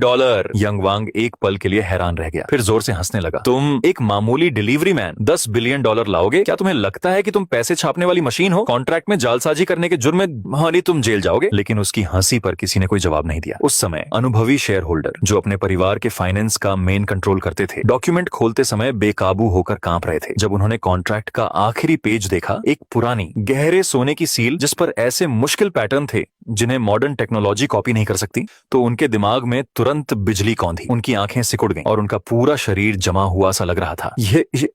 यह फाइनेंस में दशकों के अनुभव वाला एक बुजुर्ग आदमी हकलाया, मुश्किल से एक सही वाक्य बोल पा रहा था। यह दुनिया के सबसे ताकतवर ग्रुप की 9 स्क्रू ब्लैक गोल्ड सील थी। कहा जाता था कि एक बार यह सील लग जाने के बाद न सिर्फ $10 बिलियन बल्कि एक मीडियम साइज के देश को खरीदना भी बाएं हाथ का खेल था।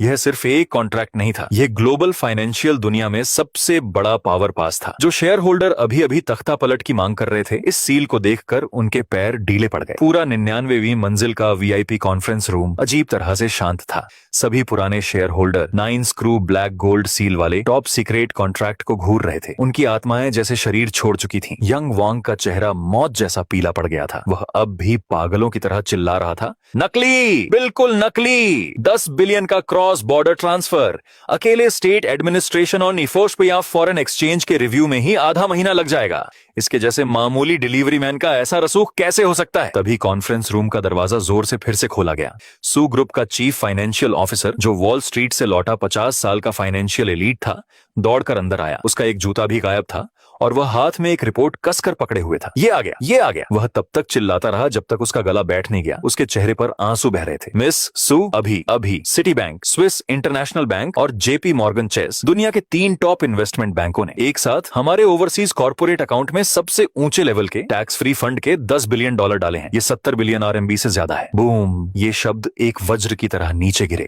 यंग वांग की पागलपन भरी मुस्कान तुरंत जम गई। अगले ही पल उसके पैर कांपने लगे और पीले रंग के लिक्विड की एक धार उसकी जांघों के बीच से बहने लगी। वह जमीन पर घुटनों के बल बैठ गया। उसकी आंखें लगभग बाहर निकल आईं। नहीं, नामुमकिन, यह नामुमकिन है। धप धप धप धप। ली चांगगोंग के नेतृत्व में करीब 1 दर्जन गद्दार, जो इस भयानक दबाव को और नहीं झेल पाए, मेरे सामने घुटनों के बल झुक गए। पागलों की तरह सिर पटककर गिड़गिड़ाने लगे, हम अंधे थे, प्लीज बस हमें जाने दीजिए। मैं वहां भगवान की तरह ठंडा खड़ा रहा। उनकी तरफ देखने की भी जहमत नहीं उठाई। बस एक ही शब्द बोला, बाहर निकलो। सू मिंग ने तुरंत रिएक्ट किया और तुरंत सिक्योरिटी को ऑर्डर दिया कि इन सभी गद्दारों को, जिन्होंने कंपनी को धोखा दिया था, बिल्डिंग से बाहर निकाल दिया जाए। यंग वांग से अच्छी तरह निपटा जाना था और उसे वांग परिवार के कंपाउंड में वापस फेंक दिया जाना था। जल्द ही कॉन्फ्रेंस रूम चीख पुकार से भर गया। थोड़ी ही देर में सबको बाहर निकाल दिया गया। तभी जमीन पर पड़ा यंग वांग का फोन अचानक लगातार बजने लगा। कॉलर आईडी पर क्योटो लॉन्ग योदाशाओ दिखा। सुमिंग के चेहरे के भाव थोड़े बदले, लेकिन मैं शांत रहा। मैंने पास जाकर फोन की स्क्रीन पर पैर रखा, लेकिन उसे तोड़ा नहीं, बल्कि पैर की ठोकर से स्पीकर फोन का बटन दबा दिया और कॉल कनेक्ट हो गई। लॉन्गयो की घमंडी आवाज, जो बेहद अहंकार से भरी थी, तुरंत सुनाई दी। क्या सू परिवार की उस कुतिया ने साइन कर दिया? लिन चेन नाम का वो घटिया आदमी? तुम बहुत बकवास करते हो, मैंने कहा, अपनी पैंट की जेब में हाथ डाले। मेरे होठों पर एक ठंडी मुस्कान खेल रही थी। लॉन्गयो, बस इतना ही? तुम्हारा कुत्ता खत्म हो गया। लाइन के दूसरी तरफ की आवाज अचानक बंद हो गई। उसके बाद एक डरावनी खामोशी हवा में फैल गई। तुम लिन चेन हो, लगता है तुम्हें पता ही नहीं है कि तुमने किस तरह की ताकत के साथ पंगा लिया है। ये मत सोचो कि तुम सू परिवार को सिर्फ इसलिए बचा सकते हो क्योंकि तुम्हारे पास कुछ $100 बिलियन है। मेरे लॉन्ग परिवार ने वॉल स्ट्रीट के सबसे बेरहम शॉर्ट सेलिंग कंसोर्टियम के साथ हाथ मिला लिया है। अब 150 बिलियन के इंटरनेशनल फंड्स ने सू ग्रुप के स्टॉक मार्केट को पूरी तरह से घेर लिया है। तो क्या हुआ अगर तुम्हारे पास बहुत सारा पैसा है? मैं तुम्हें और सू मिंग को फाइनेंशियल मार्केट में पूरे चीन के सामने कुचल दूंगा। मैं तुम्हें यह देखने दूंगा कि तुम्हारे स्टॉक्स बेकार कागज के टुकड़ों में कैसे बदल जाते हैं। बीप कॉल खत्म हो गई। कुछ गड़बड़ है। CFO अपने टैबलेट पर ऊपर नीचे होते स्टॉक मार्केट चार्ट को घूरते हुए लगभग हताश होकर चीख पड़ा, मिस सू, मिस्टर लिन, कुछ गड़बड़ है। वॉल स्ट्रीट कंसोर्टियम ने एक आत्मघाती शॉर्ट सेलिंग अटैक किया है। उन्होंने 100 गुना गैर कानूनी लेवरेज का इस्तेमाल किया है।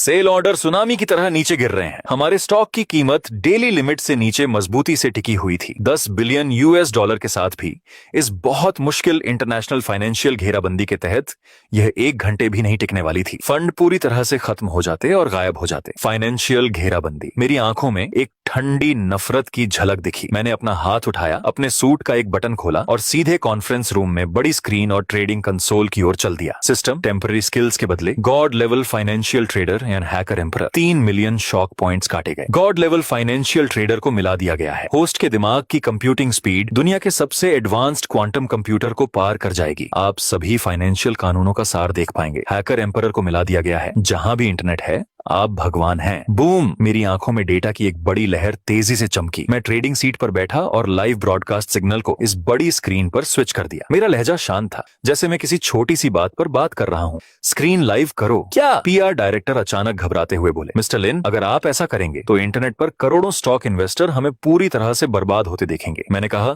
स्विच कर लो। मेरी आवाज तेज नहीं थी, लेकिन वह जबरदस्त दबाव इतना ज्यादा था कि कोई उसे मना भी नहीं कर सका। 3 सेकंड बाद इंटरनेट पर सबसे बड़े लाइव स्ट्रीमिंग प्लेटफॉर्म की स्क्रीन एक साथ चमकी। सू ग्रुप का स्टॉक मार्केट इंडेक्स और कंट्रोल पैनल पर बैठी मेरी पीठ करोड़ों दर्शकों के सामने आ गई। पूरा इंटरनेट तुरंत हिल गया। अरे बाप रे, ये कौन है? ये तो रहस्यमयी यंग मास्टर लिन है। कितना कूल है। वह क्या करने वाला है? वह पूरे इंटरनेट के सामने खुद मार्केट को मैनेज करने वाला है। क्या वह पागल है? उसका दुश्मन wall street Bloodstone sanctions group है। सब खत्म हो गया। सू ग्रुप ने पूरी तरह हार मान ली है। देश भर के स्टॉक होल्डर, बड़े फाइनेंशियल इंस्टीट्यूशन के ट्रेडर और अनगिनत लोग अपनी स्क्रीन को ध्यान से देख रहे थे और उसी पल मेरे हाथ कीबोर्ड पर पड़े। वॉल स्ट्रीट के भेड़िए, मैंने मन ही मन मजाक उड़ाया। आज मैं तुम सबको हंस के बना दूंगा। थप पहला की स्ट्रोक बजा। उसके बाद की स्ट्रोक्स की एक डरावनी धुंधली स्पीड आई। ये ऐसी स्पीड थी जिसे कोई आम इंसान हासिल नहीं कर सकता था। कीबोर्ड की आवाजें मूसलाधार बारिश की तरह फट पड़ी। उंगलियों का घर्षण इतना तेज था कि उससे धुएं का एक हल्का गुब्बार भी बनने लगा। हर की स्ट्रोक के साथ हवा में हल्की सोनिक बूम गूंज रही थी। चाकू की तरह स्क्रीन पर डेटा इस तरह से बेतहाशा ऊपर नीचे होने लगा कि इसने पूरी तरह से फाइनेंशियल कॉमन सेंस को चुनौती दे दी। लाल ऑर्डर जो झरने की तरह नीचे गिर रहे थे, अचानक एक विशाल हरे रंग के बाएं ऑर्डर से टकरा गए। $5 बिलियन का फंड खरीदने पर पूरी तरह से लगा हुआ लिमिट डाउन को खत्म कर रहा था। मेरी उंगलियों का वार बाजार में गाजर मूली काटने जैसा ठंडा और सटीक था। यह कैसे हो सकता है? वॉल स्ट्रीट के एक सीक्रेट सर्वर रूम में सुनहरे बालों और नीली आंखों वाले कई टॉप टियर ट्रेडर्स स्क्रीन को घूर रहे थे। उनकी आंखें लगभग बाहर निकल रही थीं। उसने कवर के लिए पोजीशन साइजिंग का इस्तेमाल नहीं किया। वह सीधे ब्रूट फोर्स से हमें काटने आया है। इसे तोड़ दो, 100 गुना लेवरेज, इसे कुचल दो। लेकिन अगले ही सेकंड मेरे होंठों पर धीरे धीरे एक ठंडी मुस्कान आ गई। फाइनेंशियल वॉरफेयर डेटा के बारे में है, लेकिन क्या होगा अगर सामने कोई हैकर किंग हो? नादान। मैंने हल्के से एंटर दबाया। एक इनविजिबल ट्रोजन हॉर्स जैसे जिंदा हो उठा हो, लाइट की स्पीड से नेटवर्क केबल के रास्ते वापस गया, सीधे wall street Bloodstone capital group के ओवरसीज सर्वर की ओर बढ़ा। Beep beep beep beep. Wall street server room में तुरंत सबसे ऊंचा रेड अलर्ट बज उठा। धत तेरे की, हमारा फायरवॉल टूट गया है। भगवान, ये कैसा मॉन्स्टर कोड है? हम इसे रोक नहीं सकते। हम इसे बिल्कुल नहीं रोक सकते। ये बहुत बुरा है। मार्जिन डिपॉजिट वाले स्विस बैंक अकाउंट से छेड़छाड़ की जा चुकी थी। उनका फंड्स, उनका कैपिटल पूल तेजी से खाली हो रहा था। सीन वापस जियांग चेंग पर आया। मैंने अचानक कीबोर्ड से अपने हाथ हटा लिए। बूम! सू ग्रुप की बड़ी स्क्रीन पर के लाइन चार्ट। थोड़ी देर की शांति के बाद अचानक एक ड्रैगन की तरह जाग उठा जो हजारों सालों से सोया हुआ हो। जबरदस्त जोर के साथ यह चार्ट डरावने 90 डिग्री एंगल पर सीधे ऊपर गया। तुरंत लिमिट को भेदते हुए अपर लिमिट को लॉक कर दिया। लिमिट डाउन से लिमिट अप तक, आसमान से धरती तक, इसमें सिर्फ 1 मिनट लगा। और इससे भी ज्यादा डरावनी बात यह थी कि वॉल स्ट्रीट अकाउंट से कई आधिकारिक अनाउंसमेंट लाइव ब्रॉडकास्ट स्क्रीन के किनारे पर पॉप अप होने लगे। ब्लडस्टोन कैपिटल ग्रुप का मार्जिन 0 पर पहुंचने के कारण उसे डिफॉल्टर घोषित कर दिया गया और अपनी पोजीशन बंद करने के लिए मजबूर होना पड़ा। पूरा इंटरनेट एक पल के लिए शांत हो गया। अगले ही पल यह फट पड़ा। अरे बाप रे, अरे बाप रे, अरे बाप रे! वॉल स्ट्रीट के एक टॉप फाइनेंशियल ग्रुप के खिलाफ सिर्फ 1 मिनट में पलटवार। ये तो ऐसा है जैसे कोई भगवान धरती पर उतर आया हो। ये बहुत बेरहम है। इसने न सिर्फ स्टॉक प्राइस बढ़ाया बल्कि इंटरनेट के जरिए उनके एसेट्स का दूसरा हिस्सा भी छीन लिया। एक भगवान का जन्म हुआ है। आज से चीनी स्टॉक गॉड का जन्म हुआ है। सभी बड़ी ब्रोकरेज ब्रांच में अनगिनत पुराने स्टॉक मार्केट इन्वेस्टर खुशी से रो पड़े। कुछ तो स्क्रीन के सामने झुक भी गए। इस बीच हजारों मील दूर क्योटो में लोंग परिवार के शानदार अंडरग्राउंड फाइनेंशियल कमांड सेंटर में लोंगेओ अपने सामने लगी बड़ी एलसीडी स्क्रीन को ध्यान से देख रहा था। उसका शरीर बुरी तरह कांप रहा था। उसके कभी ध्यान से संवार कर बनाए हुए बाल अब बिखरे हुए थे। स्क्रीन पर लोंग परिवार ने सू ग्रुप पर हमला करने के लिए जो 6 बिलियन यूएस डॉलर इस्तेमाल किए थे वे तेजी से जीरो हो रहे थे। 1 बिलियन, 50 मिलियन, 10,000, 0, 0, टोटल लिक्विडेशन। अचानक उसके गले में खून का घूंट भर आया और अपने सभी भरोसेमंद साथियों के सामने लोंगेओ ने मुंह भर खून खांस दिया। ऐसा लगा जैसे उसकी रीढ़ की हड्डी ही टूट गई हो और वह अपने महंगे लेदर सोफे पर बेदम होकर गिर पड़ा।